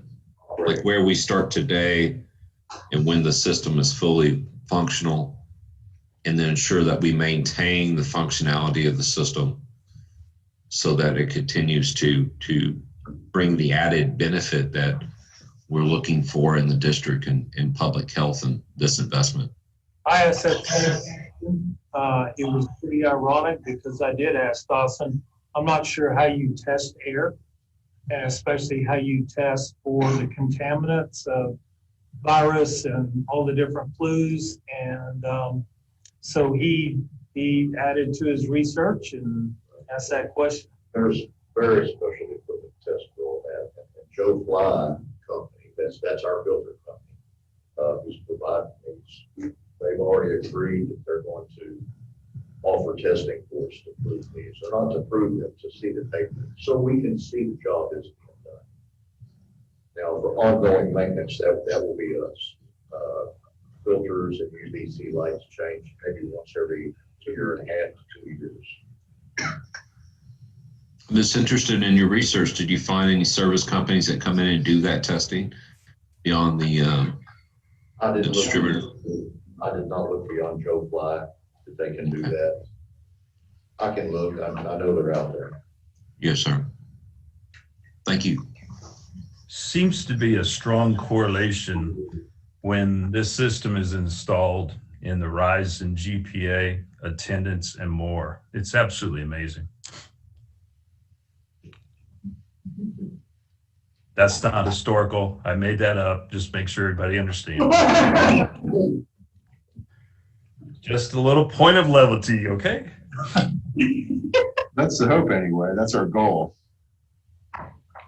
Well, I think it'll certainly help also provide some comfort to a lot of families who are struggling with, returning their kids to campuses. And this will help to get more of our kids, back to school, which is, I think, something that a lot of people want to see and want to feel comfortable doing. I agree with that, but let's keep underlining also, we always have health issues in the school, and this, hopefully one day we're away from COVID and it'll continue to help maintain, to be a good investment long-term is what I'm trying to say. Absolutely. No, I remember last month when y'all first presented the system showing that, that the costs get recouped, very quickly in terms of less absences and thus more funding from daily attendance. So I think for that reason, I think it's a good investment. We at the point to where we need to start talking about the money difference, Dwayne, that you identified in your spreadsheet and that you're talking about from the remaining balance of the bond, the difference in where those funds would come from and what they may or may not affect from our reserves or our O&M budget. Well, I can do that in my report. Would you give me, that's why I supplied you with this spreadsheet. We can pick and choose. You've got the authority to pick and choose, but you see the bottom line there. The ending available amount was $822,301. Land purchase 25, and the HVAC pretty well wipes that out. And so then the other project, the tennis court lighting, if we purchased any acreage for baseball, softball parking, the COVID technology bulk purchase, and then junior high's band storage cabinetry. You guys would need to make a decision about those. That's why I laid them out all in one spreadsheet so that you could see the bottom line. So if I understand the spreadsheet correctly, and Mr. Chairman, perhaps what our motion would be is once we go through all these line items, we're actually going to make, and so we seem to be taking them one at a time. That's why it was a little confusing to me, but we're going to actually be voting on the expenditure of bond funds and an expenditure of our reserve fund balance as well, if we so choose to cover all line items. Is that correct, Joe? Yeah, I just want to clarify that a couple of those items are not up for a vote tonight. You know, some of them are projected items that. Okay, good point. I didn't realize that. For several months. But these are things that are on the horizon. 3 of them Yes, are not up for tonight, or 3 are up for 3 tonight. are up. Yeah, yeah. And we've already approved one of them, and the next one is up for approval right now. Do we have a motion yet? Yeah, we have a motion. I think we already made a motion. We do. We have a motion and a second. This is discussion. So I don't know, Will, if that answers your question on the funding. It does. So eventually we're going to get there. And, Basically, we're trying to use up all of our bond funds to do the things that we can do with them. And then if we need other funds above and beyond that, they would just come out of fund balance, which is at $9 million. So yeah. And I'm probably being too technical, but they're usually 2 different types of functions: making motions coming out of bond funds and making motions coming out of reserves. But I'm comfortable either way if everybody else is. Questions? So we got a motion and a second. We've had some discussion, further discussion. Okay, hearing none. All in favor? Raise your right hand. Okay, that's unanimous. Thank you. Hey, Dawson, thank you very much. Really appreciate all your hard work on those items. Thank you, gentlemen. At this point, I think it'd be a good time to take a break, maybe 5 to 8 minutes. We'll come back.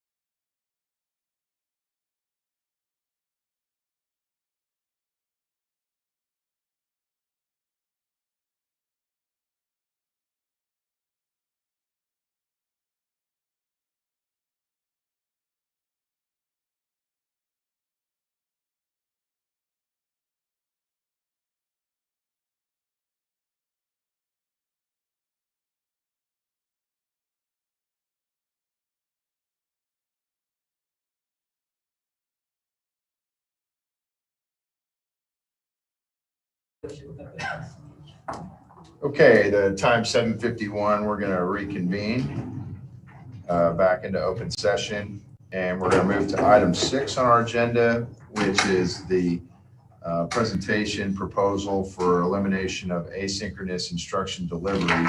And I'm going to turn this over to Mr. York. So I did supply the board we did quite a bit of research as to what other school districts are doing. So you have this document, I sent this to you.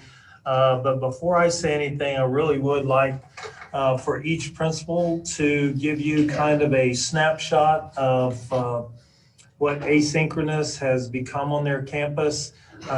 Just be cognizant that pre-K through 2, that was the only remote option that TEA allowed, and of course we will keep asynchronous at pre-K through 2. So, yeah. Okay, so we had 33 students returned in person today. So now we have 605 kids and 97 of those are asynchronous. So that's only 16% asynchronous and 84% are in person now. So we're seeing a steady trend coming back, which is good because we're concerned some of our distance learning students, they aren't completing their homework packets or they're not participating in class or small group Zoom meetings. And a lot of them have fallen below grade level according to the last teacher assessment. And so teachers are beginning to have their parent conferences and going to be emphasizing some of those things to parents that need to help their kids. And those kids that are really struggling, they could be better served on campus where they could get intervention every day with their teacher and small group as well as our intervention staff. We've had issues where we had kids' work come in that it's obvious that maybe the parent or an older sibling or somebody has done the work to the extent of even writing their names on their kids' papers, where in kinder and pre-K, that's an important part of learning is to write your name, or, practice writing your name each time so that you improve. And also the social emotional learning is so important at pre-K and kindergarten and first and second. So anyway, I just feel like they would get a better education in person. And it's been hard on our teachers trying to do it all. Teachers are more stressed than ever, not only when we moved into a brand new building that's still under construction. And so, and having COVID, and it's just been hard on our teachers. They're all stressed out. I'm starting my beginning of year teacher conferences today, and they're having a hard time. They're taking lots of work home. They're coming up on the weekends and in evenings to get it all done. So, and then they just keep telling me the asynchronous teachers, they don't feel like they're able to get that quality relationship with their students that you would in the classroom. And I heard people say that on the comments that were made. Anyway, that's all. Thank you. Yeah. I have to write it down, I'm sorry. Jacobswell Elementary began the year with 301 at-school learners, and currently we have 450, which is 83% of our enrollment of 541. So that means we began the year with 228 virtual learners and are now at 90, which is 17% of our enrollment. I've never seen a year where teachers and staff have been so stressed this early in the year.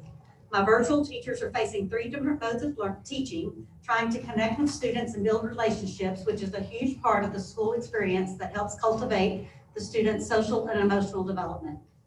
Students who are asynchronous have the most disconnect to school, their classmates, and their teacher. Overall, academically, asynchronous students are further behind and not coming to virtual tutorials for extra help.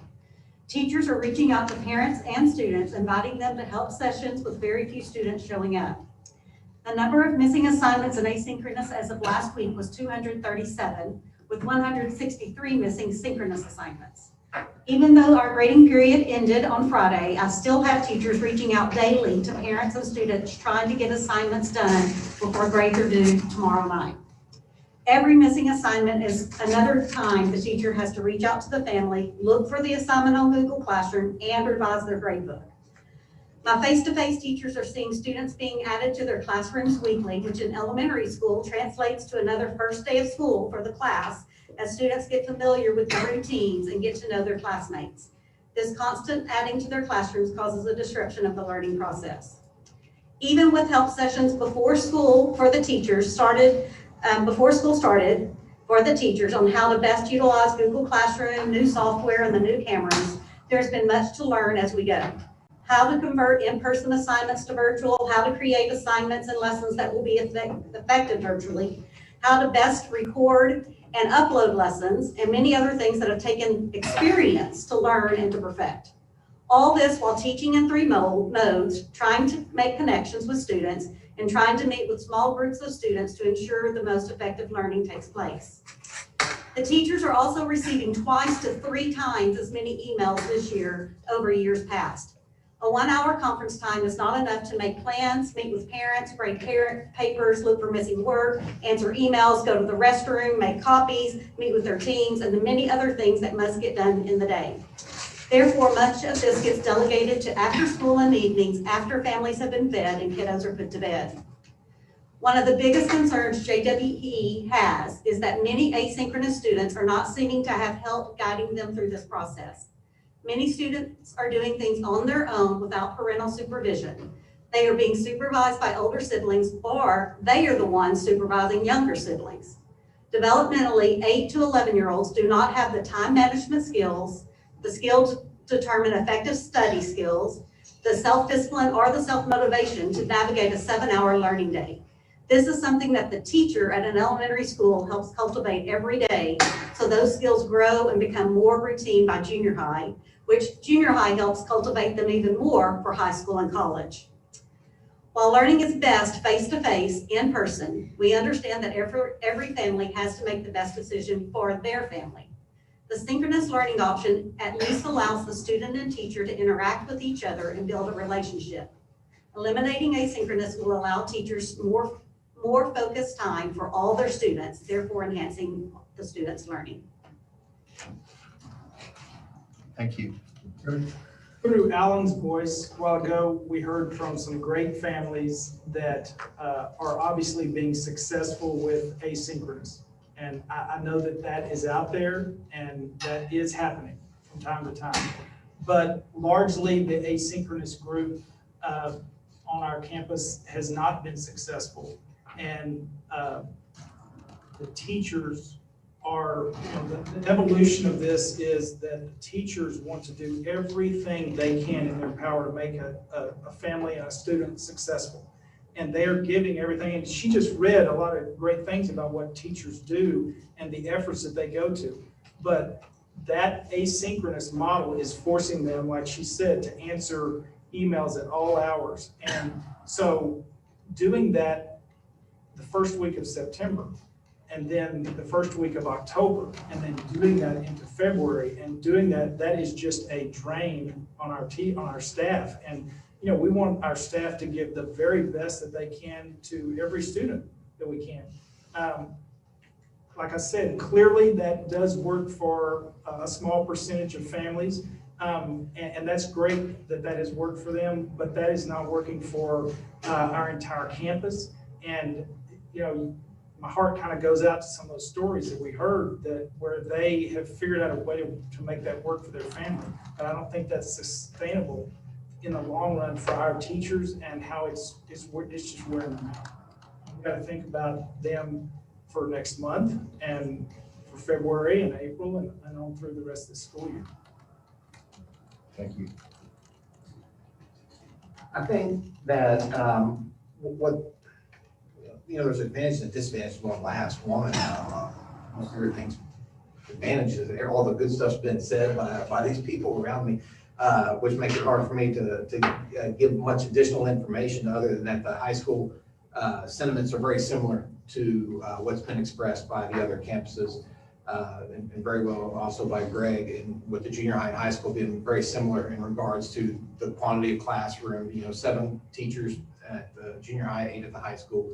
Where we're at the high school level is, there's 512 students coming to campus each day, which is 63%. 14% are synchronous of our 815 and 23% are asynchronous of our 815. And then, of our failures, basically looking at the academics of it, 19% of our synchronous students had 1 or more failing grade, but 38% of our asynchronous. So just looking at it from a data standpoint, my focus on it was trying to help those students, and the stakes are high on every campus in terms of falling behind and things. And, you know, for some of our students, I'm worried about graduation on time. And that just really is a scary thought when there's just so many factors that are involved with all of these things. And then taking into consideration, you know, we're still going to be held accountable to standardized testing and things of that nature at the high school level. Just adds a whole other component of stress to the teachers when they're trying to help these students prepare when they can't even get them to engage with them in any form of fashion, let alone consistently. So, you know, I would say the sustainability of maintaining all three environments is what really has the teachers most stressed out. And, you know, and then, you know, just looking at the data end of it, it's, you know, that leads to where asynchronous is where the students are struggling the most currently. Thank you. I'm going to ask maybe a question or two, and then I'm going to open it up to the rest of the board. And this is maybe an open-ended question. Dwayne, you can answer it, or anybody can jump in. One of the things that we heard through some of the public comments was that asynchronous learning, you know, could be treated like a privilege for those that are doing well and have proven that it works, and be allowed to continue to do that. What are your thoughts on that? Why would that work or not work? And just maybe some feedback on that. So we did have a meeting today. We talked about the sustainability issue of asynchronous and what that looks like for those that meet some kind of criteria. But the burden that the teacher still holds for either creating a modified video, one that is not just a student sitting watching the entire period, because the parents that I spoke with on the phone, that was their number one concern about synchronous, was that their child, and a lot of them are younger, and they don't have that attention span. After about 10 minutes of watching the video, they've kind of checked out. And so our teachers understood that. So asynchronously, they created a separate type of video that is a much shorter version. So that's where all three levels have evolved to. And so that additional stress on teachers has been, you know, been pretty dramatic. I took just how could we make a synchronous or asynchronous teacher for just science and math at the junior high and high school? We would need at least 18 to 20 more staff. First question, where are they going to come from mid-year? How would we hire them? At maybe step 4 or step 5, we're at 1.3 million. Can we spend that amount of money on a short-term, hopefully a short-term solution? And so we have looked at so many different options, but after reading 120 pages of 165 pages of teacher survey comments about where they're at, it's overwhelming. And it's overwhelming. So are you going to do a presentation, Dwayne, or is it just the document? I mean, for the behalf of the people who are on this call and are listening and that didn't get the document you sent to us, are you going to go through that to some extent, or? So whenever we put out the email that, you know, is kind of being referred to as a Friday surprise, that wasn't our intention at all. I was still meeting with staff on Wednesday and Thursday, and we just barely had enough time to even get it out on Friday. But it does go over most of this. But the background, I can go through this if that's what you would like for me to do real quick. I can kind of paraphrase the sections. I think through the principal's reports, we heard some of the things that were also in your report, but maybe you could give us a summary of the main reasons why we're considering this change. Okay. To ensure that we're being responsive to our teachers and to make sure that our students are making appropriate academic progress, this is the main reason that we're proposing to do away with the asynchronous. And the deadline date would be, or the date that we would be moving away from asynchronous being proposed is November 6th. All of our asynchronous students on these campuses will be given the option to continue learning at home synchronously or return to on-campus learning. Our asynchronous learners at Blue Hole, where synchronous learning is not offered by TEA, will be allowed to remain in their chosen option or switch to on-campus learning. In addition, I am proposing that we close our campuses and give our students some half-day or full-day time to kind of get caught up. In my proposal to y'all, that date would be Monday, November the 9th. Would be an additional day off for the teachers. We have enough minutes for TEA requirement.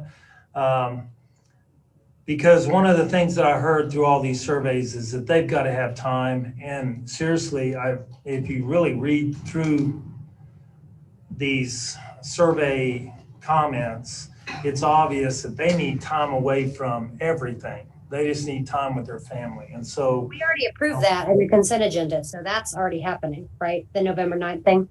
Yes. Okay. So then our recommended criteria for remote learning, we're looking at what that's going to look like for our synchronous learners. We don't take this decision lightly at all. I have worked with campus administrators to develop a list of criteria that students will have to meet in order to remain in synchronous learning.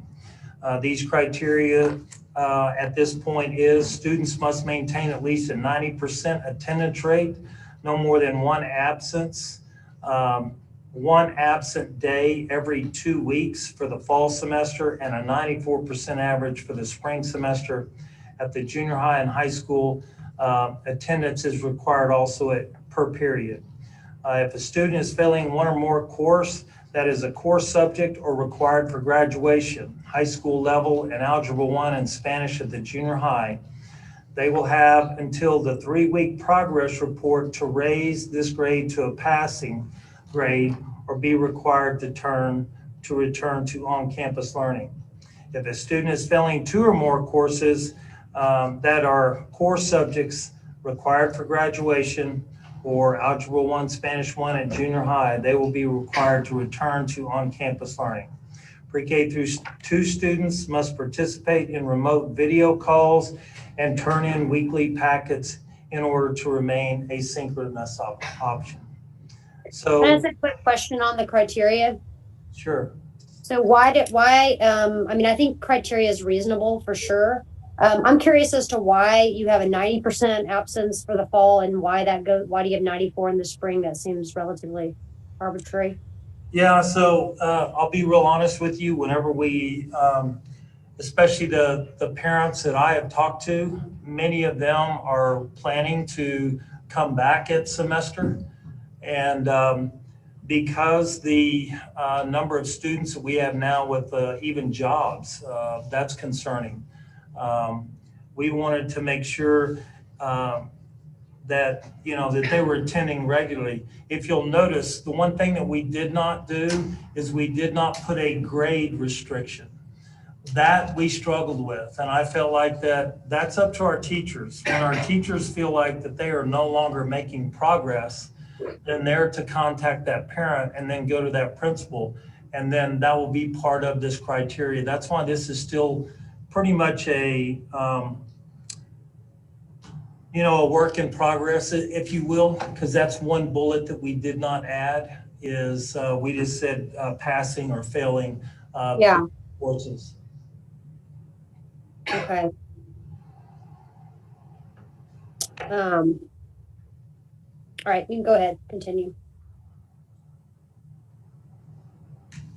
So to continue with the document, the administrative team is working on specific exceptions for these requirements for special ed students. It's also important to note that TEA only requires face-to-face instruction. Offering remote options are not required, which if you look at this document, you can see how many school districts are literally getting rid of all remote options, especially the parents that I talked with. That would not be a good thing to do. And then we laid out in yours is some of the feedback that we've received from pre-K through 5 and secondary, and the principals have covered almost every single bullet that is on the document that I sent to you. I'm looking through here. Graduation on time is very huge at the secondary level. One of the comments that I thought was very profound at pre-K through 5, for students in elementary, this is a critical time for their development, especially in expanding their reading, math, and social skills. Falling behind now could stay with them the rest of their academic career. This is probably one of our greatest concerns at pre-K through 5. And then here's another strong point with synchronous. Many synchronous students are attempting to hold down part-time, full-time jobs while giving little attention to school, putting them at risk of graduation on time.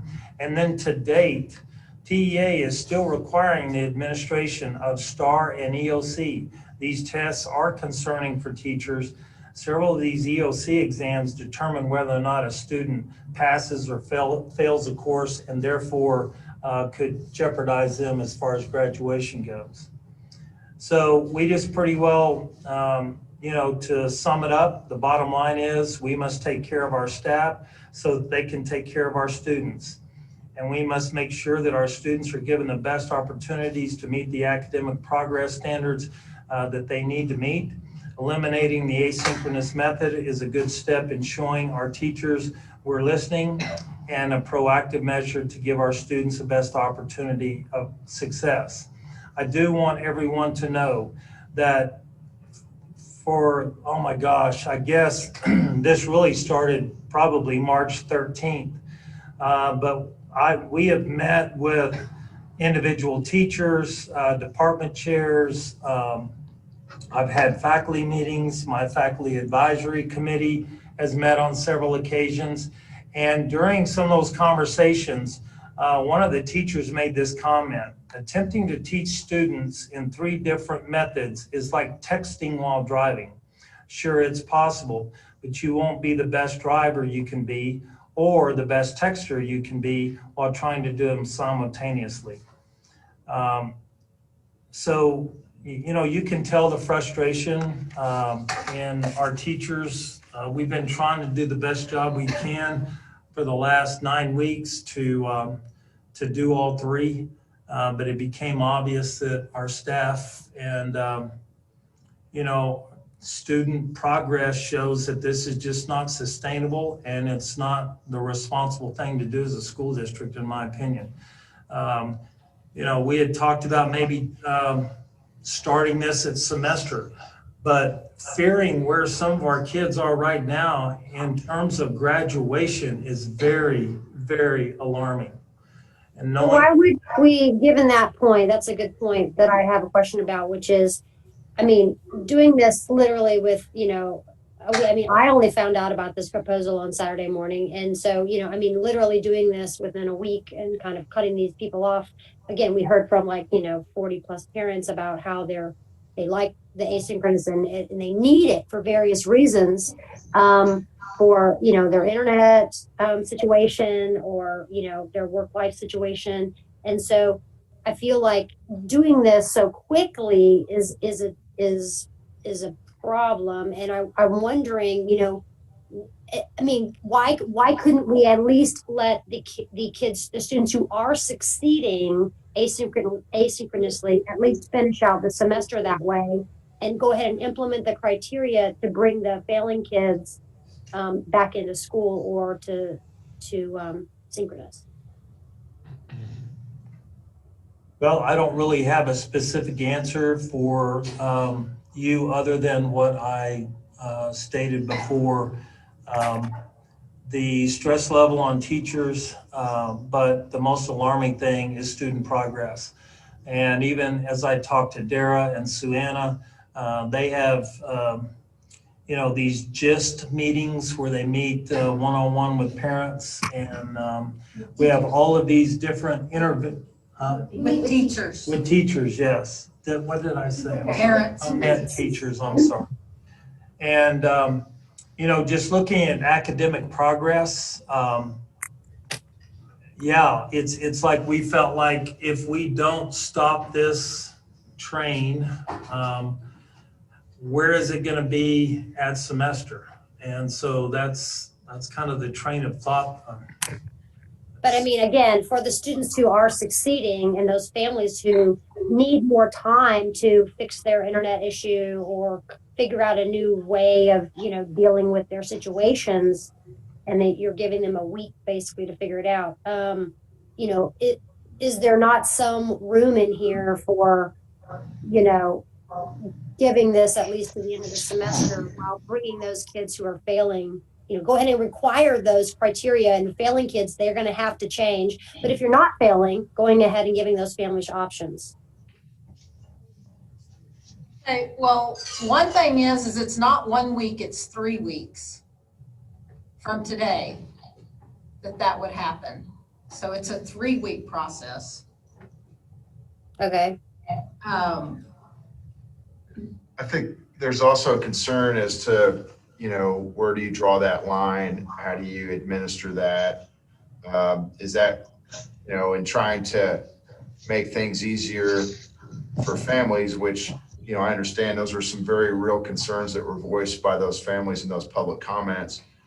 But if we allow that to control our decision-making, and we ignore the data that we receive from our teaching staff, which was compiled in this survey that went out, and we had 200 responses, and overwhelmingly they're indicating that they're at their breaking point. They're stretched too thin to be effective, and it's like, in a way, you're going down the wrong road and you're banging your head against the wall. You're working harder and you're still not getting a good result.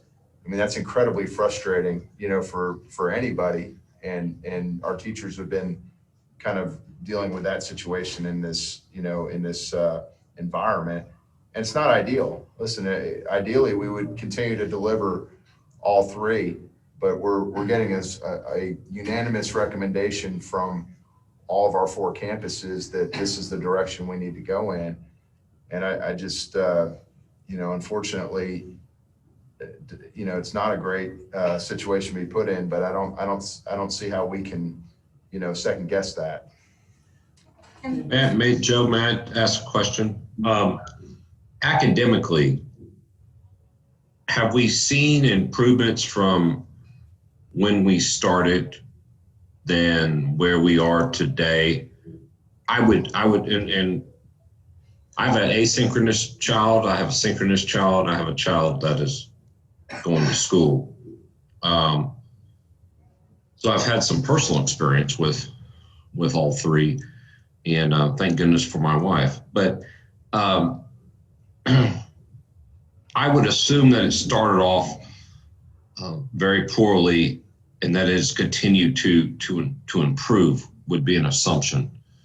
Am I wrong to assume that, or has it kind of maintained at a poor level for virtual learning?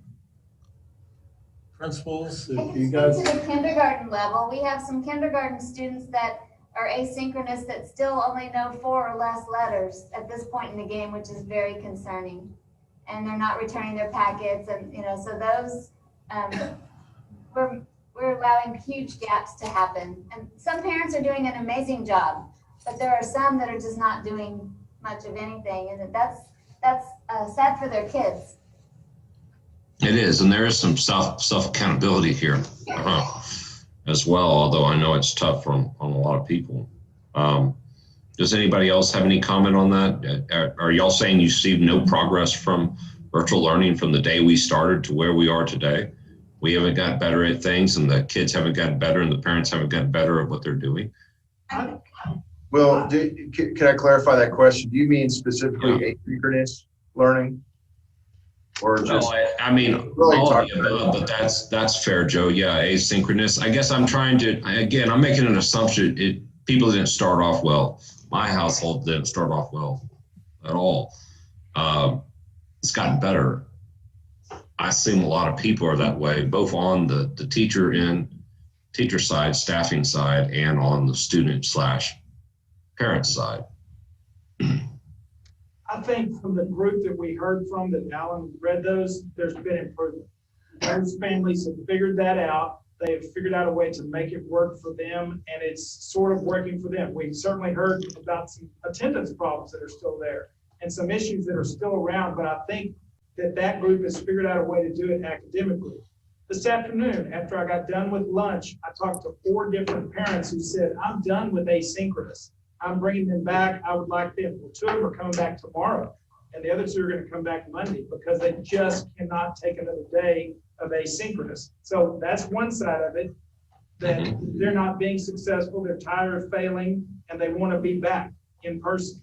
But they have that option. I know there's some medical issues like we just heard about, and so there's not a one size fits all. It's, at least at the junior high, for my part, I want to hear from every one of those parents. If we eliminate asynchronous, I want to hear from those parents and figure out how are we going to have a path forward for you and your family. If that option is not available, what can we do to reach you? That's just what we're going to have to do with every single one of those cases. But only 8% of mine are still asynchronous. So I know that may be different from other units. What percentage of Well, I yours? very much appreciate those comments, but kind of a point to what Lori made earlier. I guess you were going to say if that decision is made today, we'll get together and basically figure out kind of how we make it work.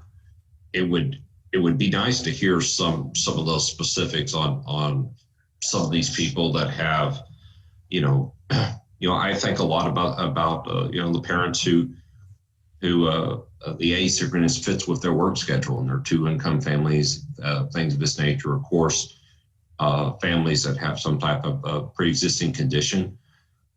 Also, we have been very blessed to have very low COVID numbers in the Wimberley Valley and within our district. I looked at our numbers usually every other day. I assume they're up to date. It has been because of the hard work of our staff and the cooperation of our citizens. And it's also been, we've also been lucky. Nothing wrong with that as well. We start breaking down these systems and we do have a spike in our community. What do we do then? And how do we revert back to alternative methods of learning if we start to, and the flip side of that, doesn't become more challenging to manage a school at full capacity than what we've been doing at a percentage, giving people an ability to be more careful just by pure square footage availability per person. We've definitely discussed almost everything that you mentioned. I can tell you that 3 of the many parents that I spoke with this weekend, 2 have special needs kids. And so we will, we'll call it hard and find a way to work with those parents and those kids. I know that we have some 504. They're going to be meeting with Sarah Hernandez. And it's like Greg said, once this move is made, we would really like to hear from those parents who just, can't and see what we can do. But we do know from our staff that the sustainability of what we are doing right now, it's just way too much. It really is. We have some staff dedicated to virtual learning, correct, Dwayne? Yes, and as we have more kids come back, those teachers are coming back. I can let Suanna and Daryl, would y'all like to address that? I'm very lucky. I'm not like junior high and high school, they can't have that. They can't have somebody that's just dedicated virtual because of the way their classes are. I was lucky enough to be able to allow my grade levels to decide how they wanted to split it up. And so I do have in 4th and 5th grade teachers dedicated to virtual, but they also teach half-time virtual, and then they have a switch class where they teach face-to-face, because they did not want to give up face-to-face, because that's their love. Every person in my building is there because they want to teach and they want to be with kids. And so that's what they chose. My third grade classes, they started that way, but as their virtual kids come back, they have chosen to keep their virtual kids. So they have one full face-to-face class, and then their switch class is half and half, face-to-face and virtual. And they're having to teach all 3 modes. So all my teachers are teaching all 3 modes, just some of them one at a time, virtual, one at a time, face-to-face. Some are teaching all 3. My special ed teachers are teaching all 3 in all classes because they have some virtual, some face-to-face, and some asynchronous. So they're all day long teaching all 3 methods. And they didn't have a choice, unfortunately, because that's the nature of special ed. Same thing with my intervention teachers. They're having to do all 3 methods all day long because of our dyslexia program. If a dyslexic child is at home and it's at their time, they have to teach all 3 ways all day long. And so it's hard. It's very hard and very draining. I feel guilty about having a meeting today over safety on how to do a lockdown. I feel guilty asking my teachers to stay for 45 minutes on something we have to do that is required. I hate it because I had to take that time away from when they could be in their classroom or going home. And normally I would never feel guilty about that. It's just part of our job. And it is part of our job, but it's hard. Every day is hard. We love it. We love our job, but it's hard.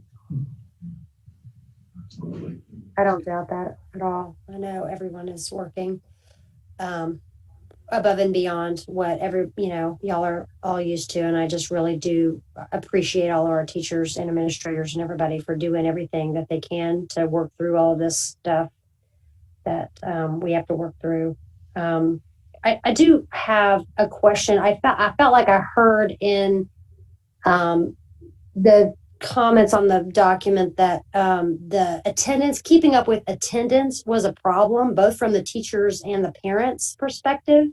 And, if that is one of the major, problems with asynchronous, have y'all thought through some potential ways to fix those issues to make that more streamlined so that it's not, taking up as much time?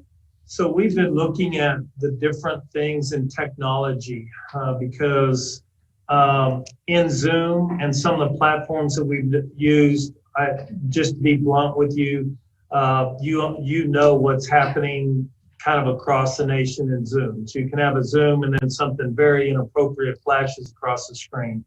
So we've agreed to do Google Classroom.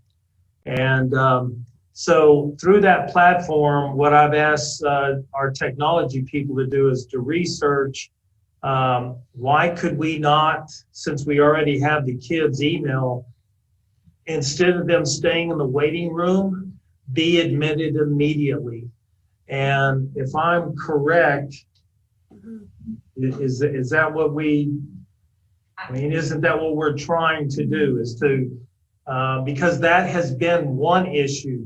But the biggest issue is that our asynchronous kids can check in to class at 11:55 p.m. every single night. And so I not only met with teachers, but I met with our attendance clerks. And all of them are so frustrated because they feel like that they're jumping on teachers for doing something that the teacher wasn't aware of.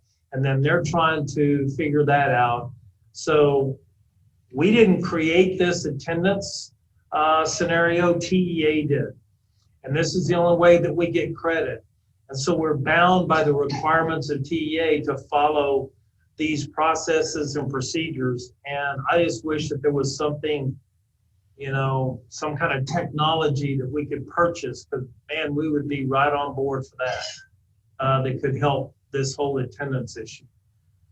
Principals, can you chime in on the attendance. What are your teachers telling you? Lori, 3 or 4 weeks ago, there were huge problems with that. I think it's gotten better and better, but I think it's a continually refining process of this. We've, got it straight for some kids, but then we've definitely heard from some parents. Again, Alan reading it tonight, we've got a few little issues here and there that we're still trying. It's just a difficult process. And so we're trying to get that better for, I think the bulk of our kids have kind of figured it out, at least on my campus, but there's still some kids and parents that are struggling with that. And we need to keep working on it, and we are. It's just that on my campus, they've switched, particularly with 6th graders, they've got one time that they've done attendance, and now they come to the junior high and they've got we've got 6 class periods throughout the day, and so they've got to check in for every single one of those. And TEA is requiring us to do this per class for funding. So I think it's a better thing today. Is it perfect? Is it fixed? No, but it's going to get better. We're going to stay after it. Can I ask a question on some thoughts on how we're going to bridge the gap to help those who are asynchronous convert to synchronous through technology solutions, other efforts to help bridge that gap?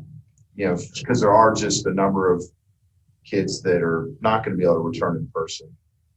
Even though we know that we all are going to agree that's the preferred way to teach and connect with students and all of that, but there's going to be some situations that just, are not going to allow the kids to return. So how are we going to bridge that gap? So I think, in all the discussions that I've had with parents, and it's obvious that there are some cases where the parent feels like they only have 2 choices: homeschool or come back to school. And it's because of internet. I have personally driven my pickup to at least 25, 30 different areas in the Wimberley Valley. And my Wi-Fi on my pickup, I can have 4 bars and make a right-hand turn down a street and lose all 4 bars in less than 100, 200 feet. So knowing this going in, we created at least 50 hotspots at Scudder, where we've taken empty classrooms, we've set 6 desks in each classroom where it's social distancing is multiplied times 2 or 3. I'm willing to hire an aide to work this out. And I've shared this with several parents, but that's not an option for them. Mm-hmm. They do not want, it has nothing to do with really COVID. They feel like that would be, there's no difference in that than sending them back to the classroom, but we provided that for them.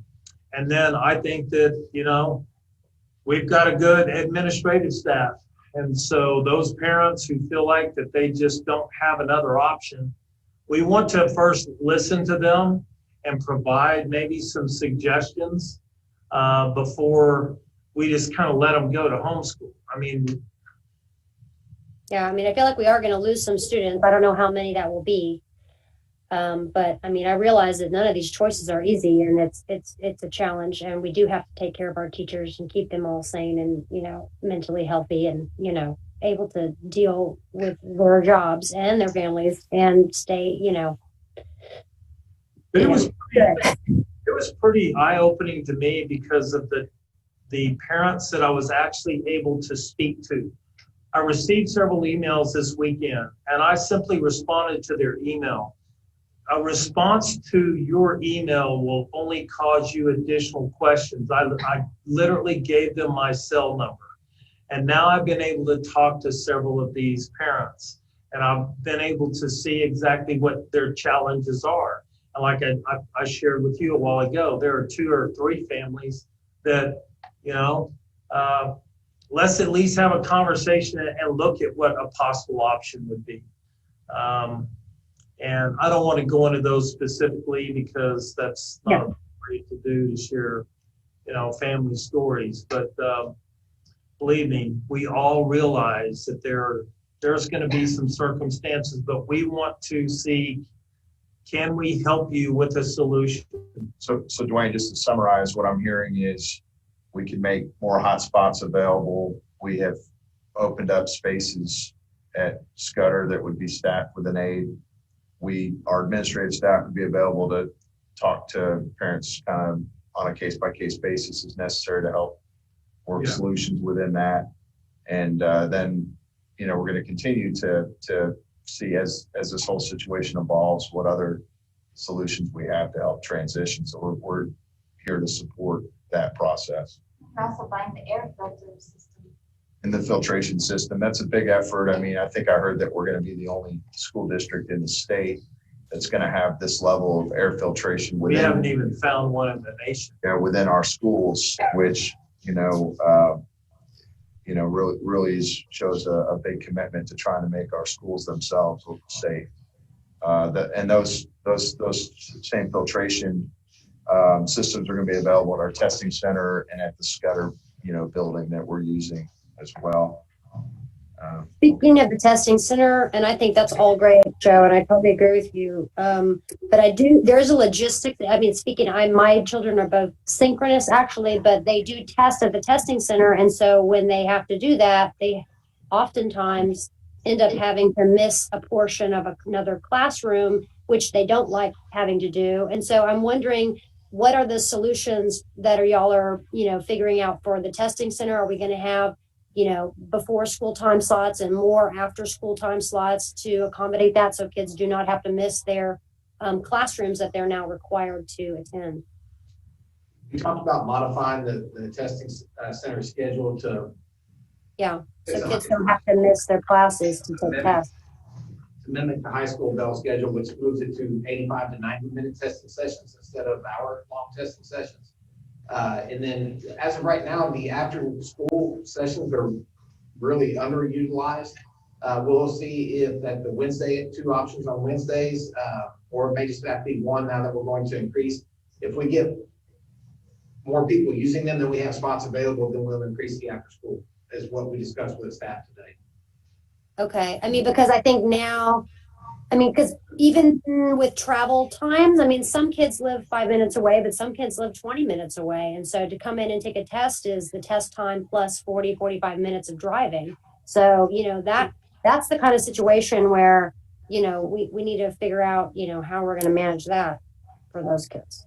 In a lot of those situations, we're already managing with just the student communicating with the teacher.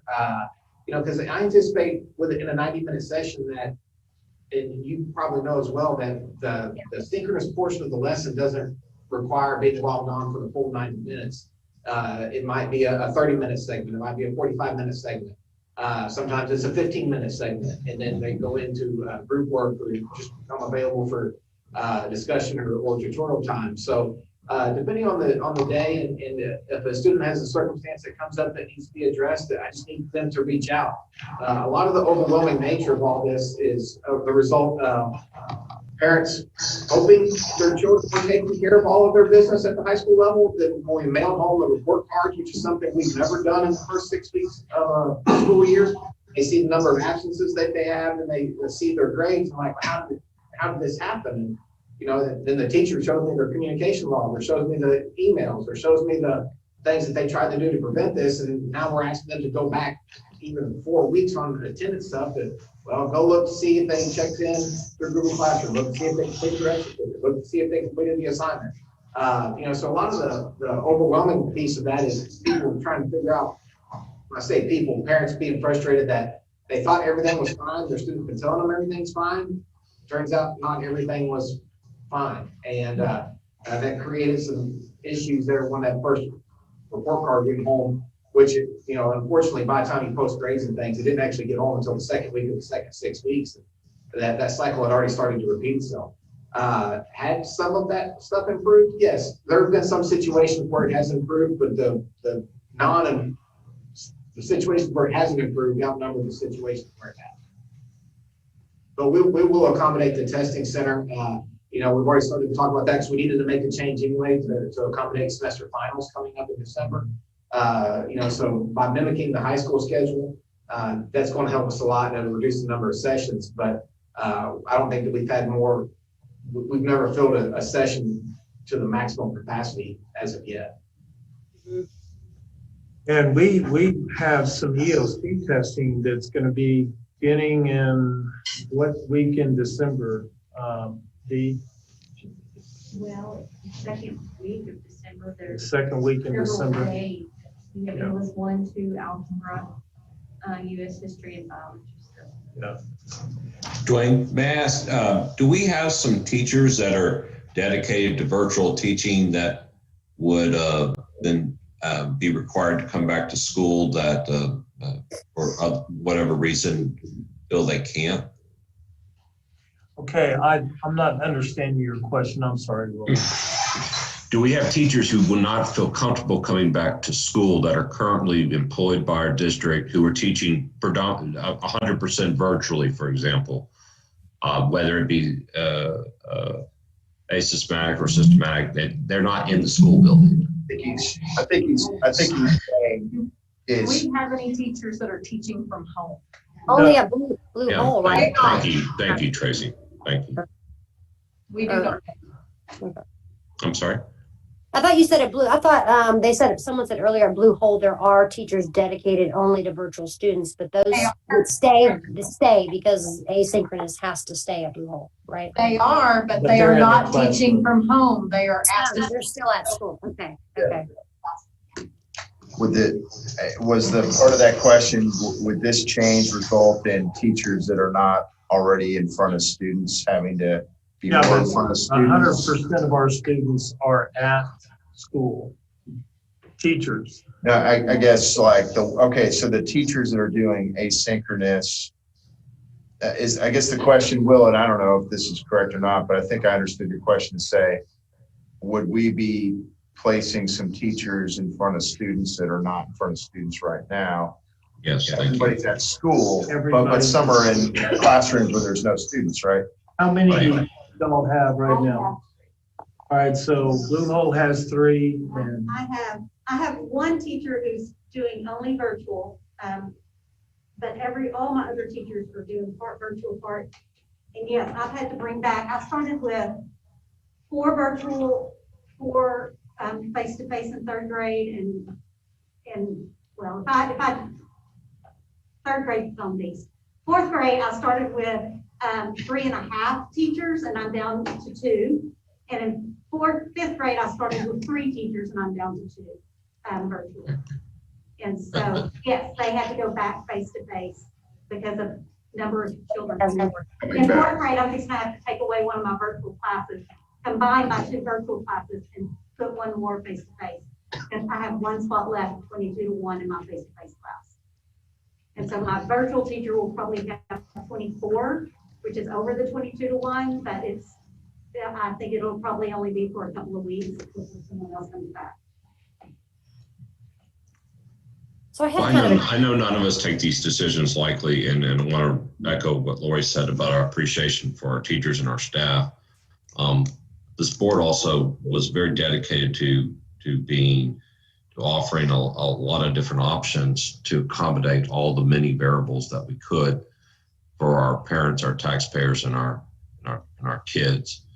As long as this pandemic exists, I would like us to try to maintain options and give our parents and kids different abilities that accommodate their lifestyle within reason to the best of our ability.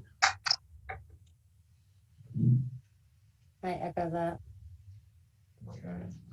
So I guess we've had quite a bit of discussion on this. I have actually, Joe, just I know you're kind of transitioning us, and I have a kind of a question about this. I know this was kind of caged under the umbrella that the board was going to vote on this, but I'm curious as to, I don't believe we voted on the original, policies and procedures. I think we discussed them, but I don't remember us actually voting because this is largely an administrative, decision. So, I mean, I think it's very, very beneficial to have this discussion and have it in open session and make sure all our parents understand. But I'm also, my understanding is that emails have already gone out to tell students and parents that this is already happening. Is that the case? So we asked, when we got through with our returning to school document, we asked you guys to approve the dates that we began and then to discuss what that document looked like. And we pretty well went through the entire document. And so that process that I was wanting to follow with this. Yeah, I mean, I appreciate the discussion and the opportunity to ask questions and to have our parents be, heard. yeah, I mean, I think it would be easy for us to say that this is not a school board decision and let y'all figure it out and then sidestep it. But I don't think that would be the responsible thing to do. And I don't think that's what you were suggesting, Lori. But I do think that this kind of falls squarely in our lap to, listen to a recommendation from, the staff to, hear from the community and do our best to make a good decision. So I think it is important that we make a motion. Well, I never have had a chance to ask questions yet. So feel free. you will let me ask what hasn't been asked yet. Is there a specific reason that you want the 9th and not wait 2 additional weeks till the Thanksgiving break? So what we had done is we looked at grading periods. Right. And so November 6th was the end of our second, and that's how November.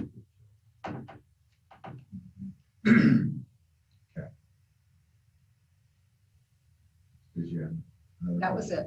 That was your question? Fine. Okay. Everything else has been. I just want to follow up on my original question not my original one, but the one I just recently asked. But haven't you already sent out communications to parents that this is happening?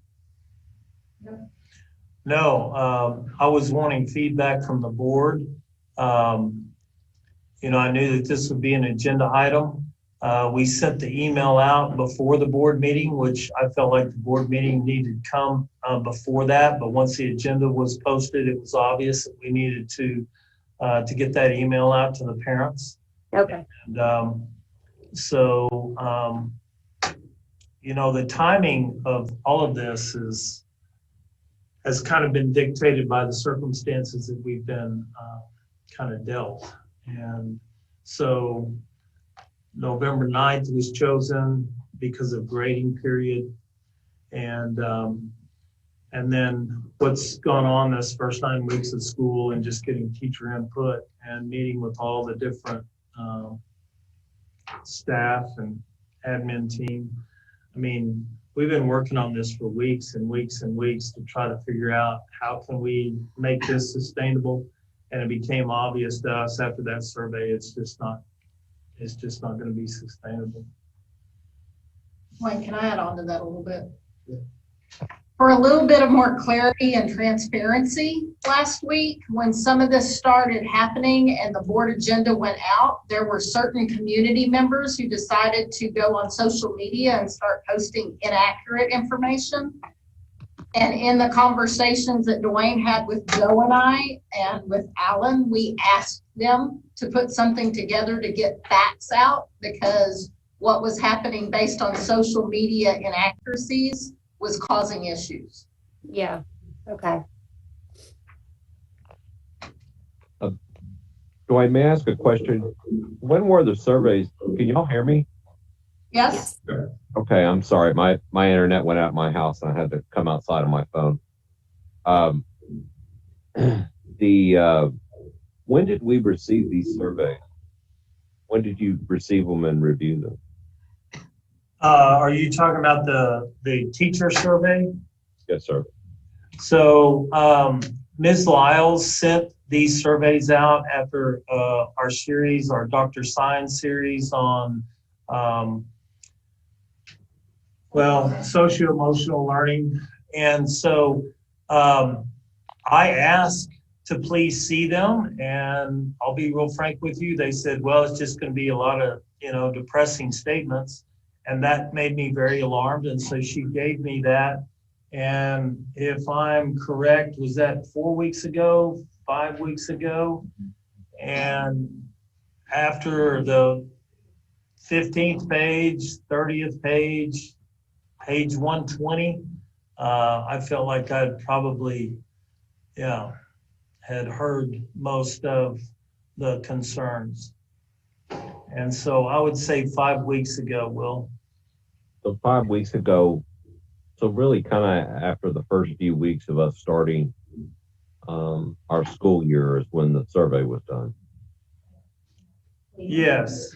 And then Our administrative leaders from our different campuses are here to say that that is their experience and that has been maintained. In other words, nobody really answered my question, but I assume it started off poorly. And I assume we've all continued to get better, and nobody really answered that. And so that's kind of part of my question as well. But I assume with all of them sitting there today, continuing to make this recommendation, that they would still say that we have these same challenges that we had 5 weeks ago. But I haven't heard anybody say that. These are just assumptions of mine. So virtual learning, the process has gotten easier for the teachers and for the students, for the ones who are making the effort to have that. Yes, we still have challenges, like Mr. Valentine said. The ones that spoke tonight or gave Mr. Allen's read their emails, those have gotten much, much better. But most of our kiddos that are asynchronous have not gotten better because they're still not getting on, still not turning in their work, still not doing what they're supposed to do, even after much effort.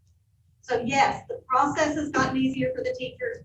I think it's gotten easier for the parents from the ones that I've spoken with. There's still some, problems, like when we have power outages twice in the first few weeks of school, things like that. But as far as learning to navigate all of the technology part, then yes, that has gotten easier. But it's still a lot of work, and it still takes a lot of time. Yeah, I can imagine. Does everybody else have basically that same type of experience? Yes. They're all stating yes if you didn't hear them, Will. Thank you, Dwayne. No, it was hard to hear them. I appreciate that. And that survey went out, Dee just got through informing me, it went out on September the 15th to the teachers. That's only 1 week into for the junior high and high school, only about a week after we started in-person school. Joe, may I hop in here? Yes, sir. Yeah, I just have enjoyed the conversation immensely. And I wanted to purposefully listen a lot before commenting or questioning. This is a lot to absorb for a trustee that first heard about all this on a Friday. I learned about this on Friday. And so I've had a lot of data to process, and it has not been easy. Tonight's been incredible as far as hearing the heart of our administrators, who I have high regard for, and our teachers, who seem to all be struggling immensely with having to text and drive and fix their hair and put on makeup and et cetera, and juggle balls. And parents, to my count, 35 parents. I didn't count doubles. There were Mr. and Mrs. Smith or whatever, 35 to my count that said, hey, async is working very, very well for our family. And thank you for considering keeping that option, because it is just splendid for us. So we are at a crossroads of making a very, very tough decision here tonight. And I hear the rationale for making this decision by the end of the grading period. And I would want to ask Dwayne and any other administrator their opinion about, one, pushing it back another 6 weeks, giving async students and async parents an opportunity to adjust, to sync or to returning to the classroom. I would like to hear your opinion on that. And I do want to also mention the high regard that I have for the eloquent words of students who responded to async and their comments on how it matured them in the process of managing their time, finding a job, all these kind of good things. That was impressive. So back to my question, if we chose to take a time out and push back this decision a little bit more, then what would that look like? I imagine the administrators are going to tell me, I don't know if our teachers are going to make it that long. They're already stretched out, and I can totally grasp that. And then I have a follow-up question to that, if I may, Joe. So there's my question. So can I tag on to what Rob said? And I love that. I love that question. But also, Rob, would you making that question under the assumption that kids who are failing would be required to go ahead and come back, but that it would be extended for those who are not failing, so that we get around the whole issue of we're worried about the failing kids? Yeah. So here's the deal. You know, everybody, I think, concurs with the fact that there are some students that are doing very well with async.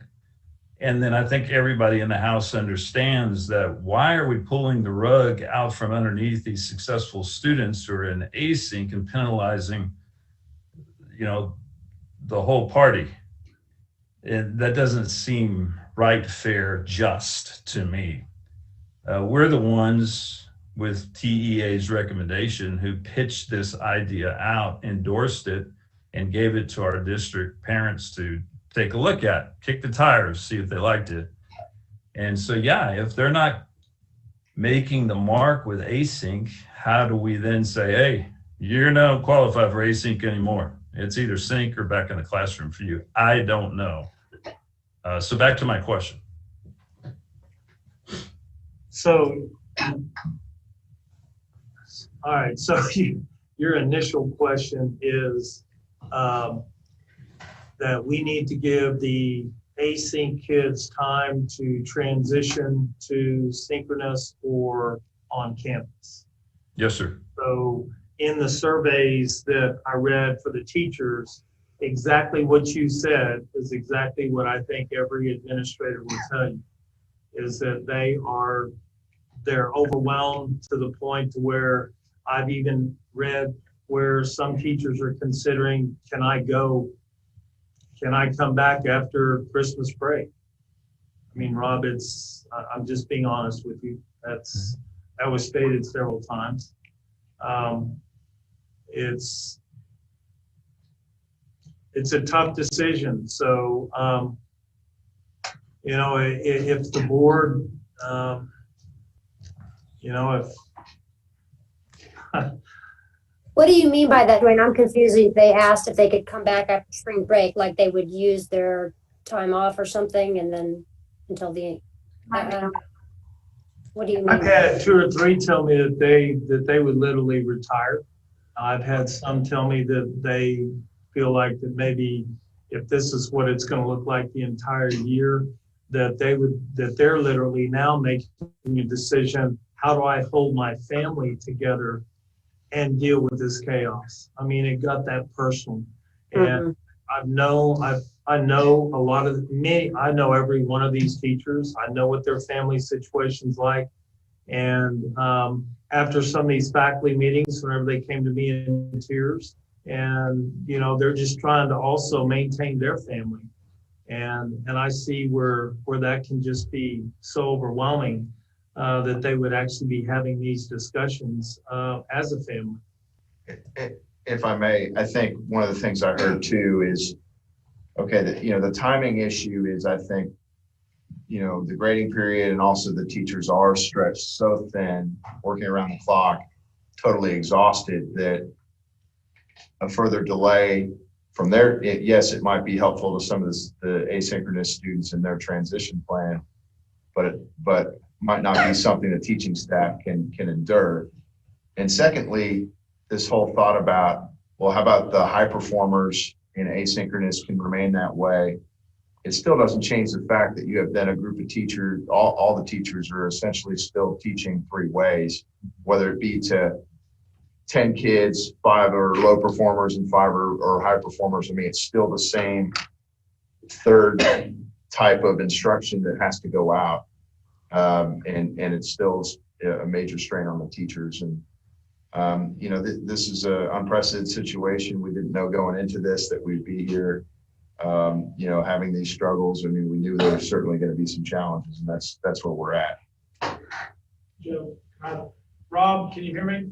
Yes, sir. Oh, and I bet the other principals have a story like this, and I really like to avoid extreme stories because I feel like this is way out there in comparison. I've had a lot of conversations with teachers, but I'm on the campus before 7 o'clock most mornings, and I'm standing there in the parking lot as the traffic's coming through, but I'm also greeting the teachers in the parking lot. And so 2 weeks ago, one of our very best teachers that has been here for years and years, she got out of her vehicle. She started across the parking lot, and I said, "Hey, have a great day." And she came over towards me and just cried and said, "I cannot do this. This is wearing me out." And then she said, "I'm going to do it. I'm going to give my best today, but I cannot do this. I cannot sustain this. We need help." That is an extreme example of what we're dealing with. And I bet some of the others have stories like that, but that's where we are with our staff. I mean, they're just to the breaking point. And so they need asynchronous to go away tomorrow, not on November 6th. But November 6th was something that we talked about because that pushes it at least 3 weeks out. But that's kind of where we are with the staff. And that's been the experience that I've had. Not that extreme all the time, but that's pretty tough to see that. Somebody that's been teaching 20 years and they're about to break. In my regard, that's not extreme for whatever it's worth. It's a real life example. Any other administrators like to address that question? Are y'all with Greg on that?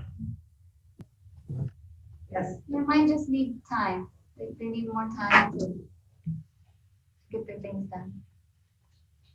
I'm sorry, could somebody closer to the mic say that? I just said they need time. Mine just feel like they need time. They don't have enough time to get everything done. And so but I'm going to keep doing async and I don't do all 3. So Yeah. Different. Yeah, and I don't mean to offend our faculty by any stretch of the imagination. For me, I've been wrestling with this for 3 days, and so this is a whiteboard exercise where I should have the freedom as a trustee to be able to investigate some things. And so my follow-up question is twofold, Dwayne, administrators. It is this. First of all, is there another school district who has forged an async pathway that relieves the pressure from their teaching faculty? And no, I get it. I've been told, a lot the last 3 days. We have different levels in 6. We have different levels in 9th grade math and science, all these things, and you can't teach. One teacher can't teach. I get all that. I understand that. I got it. But is there another pathway that a district has already developed to free our teaching faculty, for the most part, from doing async? Just a whiteboard exercise. Give me some grace and liberty here. Sure. So I emailed you the document where we had reached out to all of those school districts. And so, like Cuero, they're going to go face-to-face or asynchronous, but no synchronous. Eanes is attempting to do all 3. They have remote teachers teaching remote students, some exceptions. And so whenever I go down this list to see if there's anyone who is doing like Johnson City, in person or asynchronous. What most school districts have done is either taken away all virtual or they've taken away synchronous. And so I'm looking at smaller school districts. One says, come to school face-to-face, withdraw to homeschool, enroll in private school, request a transfer. I mean, we really did try to reach out. I've got Apple Springs ISD, Big Sandy, Crosby, New Diana. All of these school districts are excluding at least one or both remote learning. Godly ISD, Amarillo Highland Park, person-to-person only. Lubbock Cooper, Gilmer, Howe. I could go on and on. There's several. So if I may, the answer is no. We have not found a different model of doing async that could relieve the pressure off our current teaching faculty. No, I think what some school districts have done is that they've gotten rid of synchronous and made asynchronous their primary focus. They're getting rid of asynchronous and making their synchronous their primary focus. Okay. I think that would be the best way.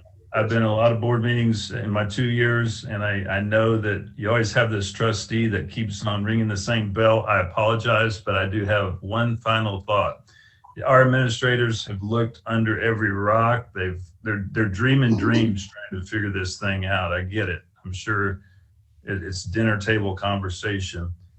Have we ever pondered bringing in a person and given him or her a week to formulate a potential plan of finding a different way for async?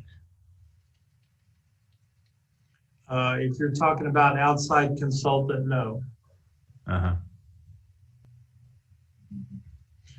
think that what we've been trying to do is find out what other school districts have been doing. Because I think that you bring in a consultant that is not a part of a school district and has not experienced what we have, and some of these schools haven't even come back face to face at all. And so I don't know that I would advise bringing in some consultant that hadn't been a part of this for the last 9 weeks. Well, I use the word specialist. You use the word consultant, and so I would definitely steer toward an educational consultant that knows systems inside and out. And so I just wanted to ask the question, and it sounds like that's a road that you as superintendent would not want to go down. I'm not saying that I would not want to go down it. I would just want to make sure that whoever I'm talking to has been in my position and has been in my administrative staff's position to know exactly what we're dealing with. In other words, I want somebody with experience, not someone that, maybe was superintendent for 20 years that would come in and give us advice, or some curriculum director from a larger school district. Or yeah, the problem is we have never experienced this before, have we? No, we haven't. I don't think. May I ask a question that I understood answering Rob's question, that you said most of the schools are dropping synchronous and moving to asynchronous? Well, from the list that we've got, there's a large majority that have dropped remote completely. And then if you look at the second level, they're dropping synchronous and going just asynchronous or by person. But in our They're experience, dropping at least one remote option. yes, sir. But Or in all three. our experience with our own district, I understood our synchronous from an educational standpoint is working better than our asynchronous. Yes, Yeah. sir. So let me turn the wagon all the way around and just affirm our teachers and administrators, amazing group of individuals. My heart goes out to the parents and students who have made async really work for them. And this is just a really tough call on the part of the school board. And I just want to express that one more time.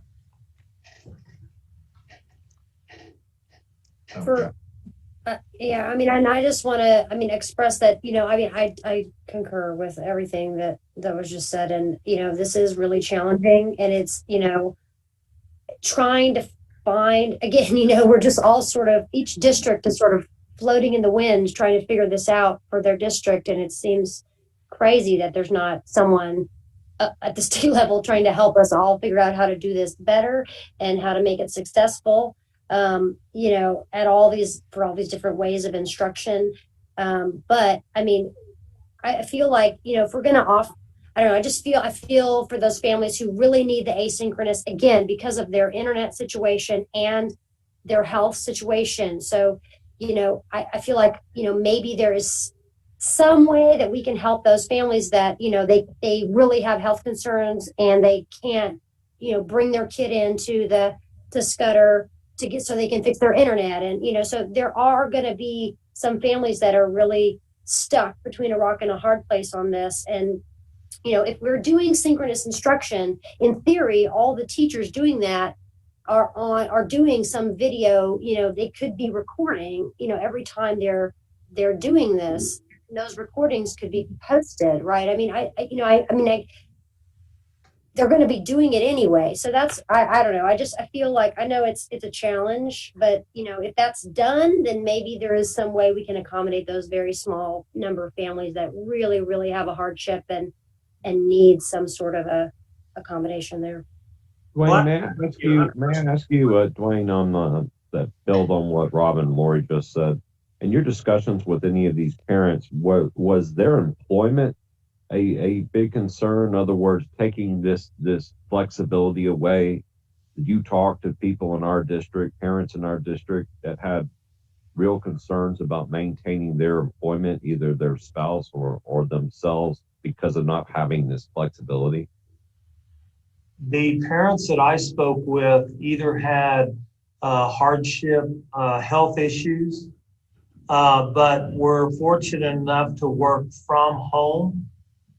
And so there was one parent that has an older sibling that stays home synchronously, but helps the two younger so that she can go to work.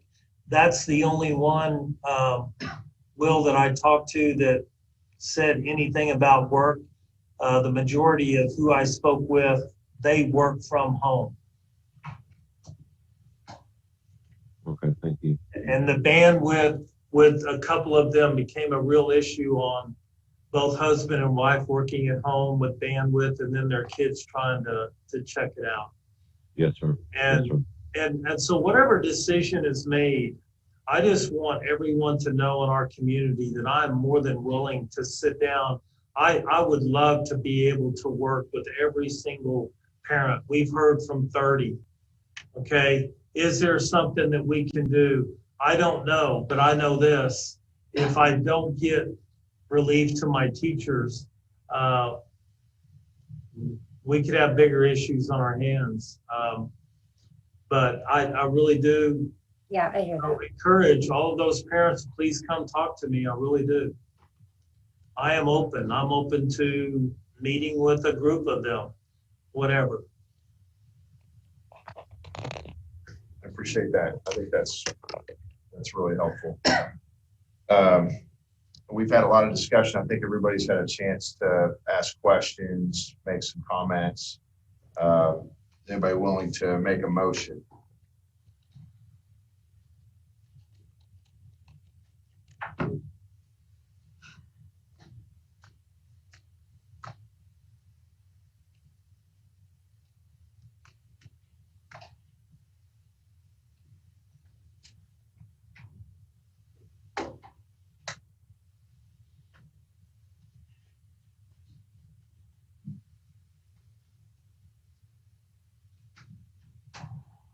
I will make a motion that we consider approving this. But my only holdback is that we ensure that there is some process in place for those families that this is not going to work for. I mean, we have families that there is no internet where they're at. There's no way to have a hotspot where they're at because there's nothing to boost to be able to do that. There are families in our district, and our mission statement is we're going to serve all these families. This doesn't serve all these families without us having a plan in place on how to serve those that it's not going to work for right now. So that is my hesitancy, that we don't have that, of how is that going to happen? So Tracy, why couldn't we then even delay a couple of weeks to go through that exercise, and then we can have an emergency meeting about the subject matter so it doesn't go all the way because for we another month. That are not going to make a couple of more weeks and extending out this situation.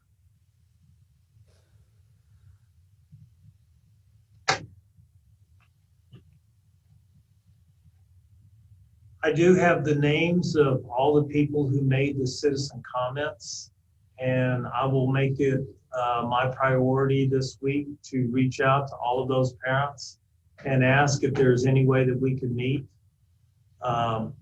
so that I get a better feel of exactly what their situation is. 4 of these citizen comments are parents that I've already spoke with.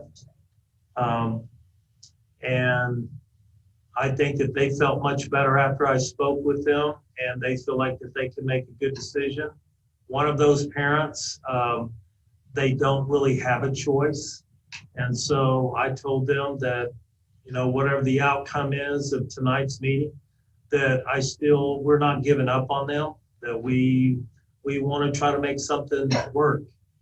And so I will reach out. I'll start with those people who made citizen comments and reach out to them.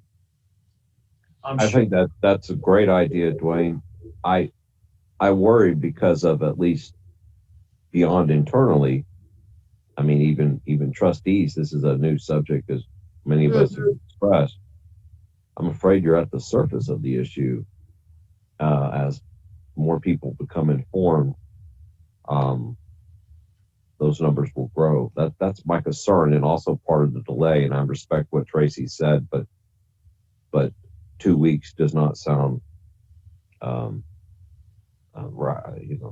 extreme to me to wait on making such an important decision that changes so many lives.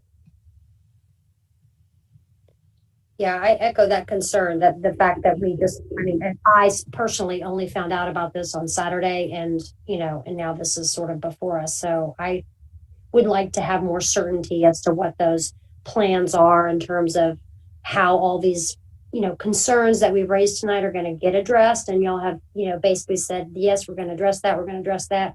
But it would be great to know in more detail, if we're being asked to, approve this, what that will look like.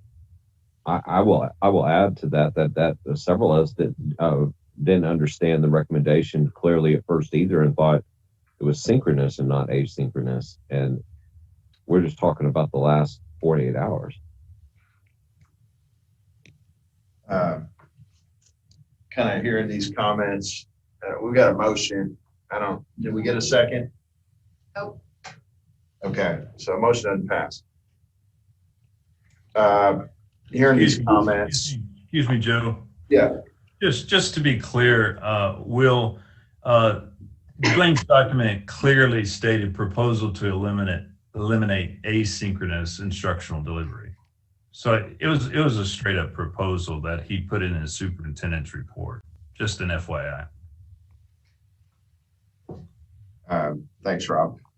So I think maybe hearing some of the comments is the board maybe wants to hear a little bit more of a plan in terms of how we're going to help transition these families, from asynchronous to synchronous or to in-person, and and a timeline on that.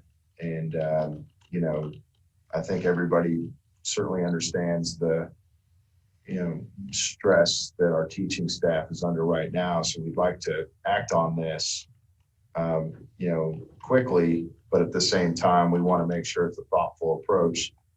So maybe we could get a special meeting together to, you know, consider this, you know, again, and, you know, have a little bit more detail in the plan and approach and all of that. And having maybe giving you an opportunity, since a lot of this is just starting, a lot of these people are just kind of starting to voice their concerns and stuff, to digest that, respond to it, and collaborate a little bit more with them, so you can come back to us and tell us about how that's all coming together. Because yeah, we don't want to just cut 30 or 40 families loose, you know, not necessarily saying that's going to happen, but at the same time, we heard a lot of concerns here. And I know there's a lot of things that we heard to support this move to eliminate asynchronous instruction, you know, that hasn't been voiced either, that we could elaborate on as well. So I think that's maybe what we need to do. Okay. Anybody else?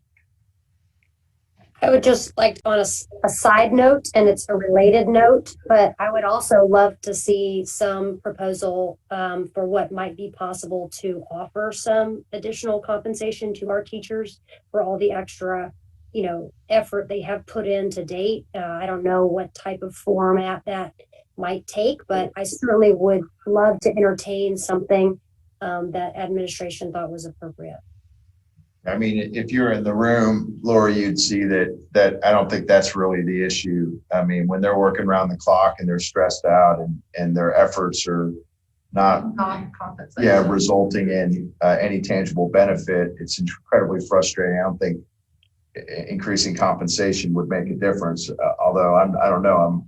I guess that's a question. I mean, and I get it. I get that the issues are beyond that. I'm just saying as a gesture, and I think that, you know, we have asked a lot of them, and that we should look at that as a possibility. Maybe some increased stipends or something we could, as part of a plan, you know, I guess that could be brought to our attention as well. We're open to it, I guess, is what I'm hearing. Yeah. I would just like to voice that I don't want this to be a rushed decision, but I don't want to wait 2 weeks on having a special meeting. I think that no, we can definitely reconvene with an admin team, and I just feel like I need time to also talk to the teachers. I think department chairs, and so and parents. But I will keep you updated really daily as to where we're progressing from there, and I'll have Dottie start posting some meetings, and or at least a meeting to maybe target. Maybe A week from now or somewhere around there. Yeah, I think we're talking about maybe another a week out. I mean, as much as I don't look forward to the Hey, another meeting. Joe, your permission to add a comment, please, sir? Yeah, go free. We had a consultant say you're not supposed to ask administrators question from the dais, but I'm going to ask for grace to ask an administrator a question from the dais so that I can pursue a thought here. I'm just going to pick Mr. Valentine, for example. Mr. Valentine, off the top of your head, how many students at the high school are in async? Async, 191. Wow. Now let's just go down to Greg there. How many for Greg? I'm looking, it's 8%, 52. Okay. 48 for Jacobs Well, 9%. All righty. 97, and it's 16%. Wow. But there is no synchronous. a blue hole is its own little thing. Yeah. Wow, that's amazing. Thank you very much. Okay.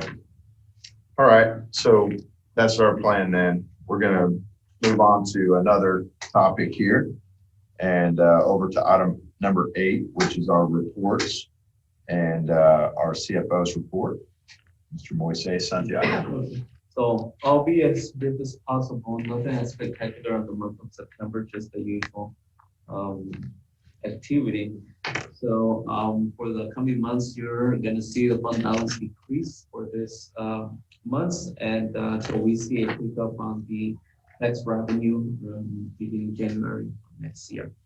So we currently have total cash and investments of 16.9 million, of which the general fund corresponds about 54%, and the capital projects with a balance of 5.2 million, 31% of the total.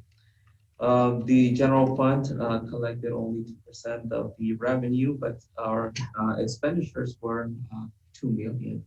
So the child nutrition is starting to pick up its meals served, and so those figures are starting to look a little bit better. Debt service, same thing, no revenue at this point, but we have invested some of the debt service, not the debt service, well, the debt service funds and also the recapture funds that we set aside. So since we don't have to pay until the end of the year, we are at this point investing those funds so that we can at least earn some interest on those. Tax collections total, we only collected 22,000 in this month, so very few of that. Student writers are also starting to pick up this month, so a little bit more activities as we progress from here. Good. Thank you. All right. Does that conclude your report? Yes, the financial, yes. Okay. So, we've got the We have a proposed supplemental pay schedule. for special ed. I guess that's item number. So, yeah, we do have an amendment to the adopted supplemental pay structure, and it's this one right here. You'll probably have a copy of that. So we added here an hourly rate for licensed special ed professionals. This is for LSSP, OPs, and SLPs. I don't know if you want to add anything extra to that, Stephanie? Right, it's primarily for our staff, either if they're working in the summer to do evaluations. We had a grant this past summer, so we wanted to pay them a rate that was closer to their pay scale. We also have to use part of our federal funds for private school kiddos. Right now, in the years prior, we've tried to do that during the school day. Trying to navigate this online therapy, and it's been crazy. So they're doing it after school. So we'd like to pay them an hourly rate after school with our grant funds to do that. Makes sense. Any questions related to that? So we need a motion to approve this supplemental pay schedule as presented. Yes. So moved. Second. Okay, we have a motion and a second. Any discussion? Okay. Good proposal. All in favor, raise your right hand. Okay, looks like that's unanimous. Thank you both. All right. Dwayne, we're going to move down to the superintendent's report. Yeah, so through all this chaos, we need to remember that the legislators are fixing a meeting. So school finance has been discussed has been forefront on most areas of discussion about, where do we move from here? House Bill 3 gave us a big boost. We hope that House Bill 3 does not go away. As in 2011, they were discussing the use of CAN TEA or the legislators start using fund balance or forcing a school district to use their fund balance to fund daily operations. And so I sent you a document from the Texas School Coalition, and I highlighted the statement below. Can the state force a district to use its fund balance? While the legislators cannot spend a local school district's fund balance, it could theoretically reduce a school district's state entitlement based on how much is in fund balance. And if you'll recall, we've always talked about we need 3, and it depends on who you talk to. Some will say 3 months, some will say 6 months. So this would effectively penalize school districts for managing taxpayer dollars responsibly. So what Moises and I have done is that we have calculated what our 3-year fund balance should be. And so we're going to come to the board probably next month, and we're going to be designating some funds to certain projects because what the legislators are talking about is, and I'm going to get the terminology wrong, but it's undesignated or unrestricted fund balances that the board has approved. And yet there are some school districts that have up to a year and a half in fund balance. So for whatever reason, we just want to protect ours, which we got about 2 million that we would like to designate. I think it'd be pretty easy to say that 2 million could go to capital outlay projects. And so we'll be coming to the board about that, but I think it's going to be very critical that we're very active in this school. And in the legislative session, especially as it relates to school finance. And that's really all I've got to report on. We'll be sending out enough information in advance to make recommendations on designating some of our fund balance and having you all approve that. Just because you designate it or restrict it does not mean that it can remain that way. It takes a board vote to restrict it, and then it would take a board vote to unrestrict it if something happened that we would need to use the money. Okay. So we'll look for more information on that. Yes. Upcoming meeting. All right, I'm going to move to C, which is my report. And really, I think the key is to try to get a meeting together, a special meeting in the next week or so. We discussed that. We need to revisit that issue about the remote options and instruction. Election information, Doug, is there anything specific on that? Just we do have an election on November 3rd, 2 school board spots. Okay, great. Well, we'll take the opportunity now to move down to item number 9, which is closed session. The board may adjourn into closed session pursuant to Texas Government Code Section 551.071. The board may then re-enter into open session for further discussion and necessary action. Deliberation may include security devices or security audits, Texas Government Code Section 551.076 and 551.089. Personnel matters, Texas Government Code Section 551.074. Real deliberation regarding real property, Texas Government Code Section 551.072. In consultation with our attorney, Texas Government Code Section 551.071. The time is 9:34.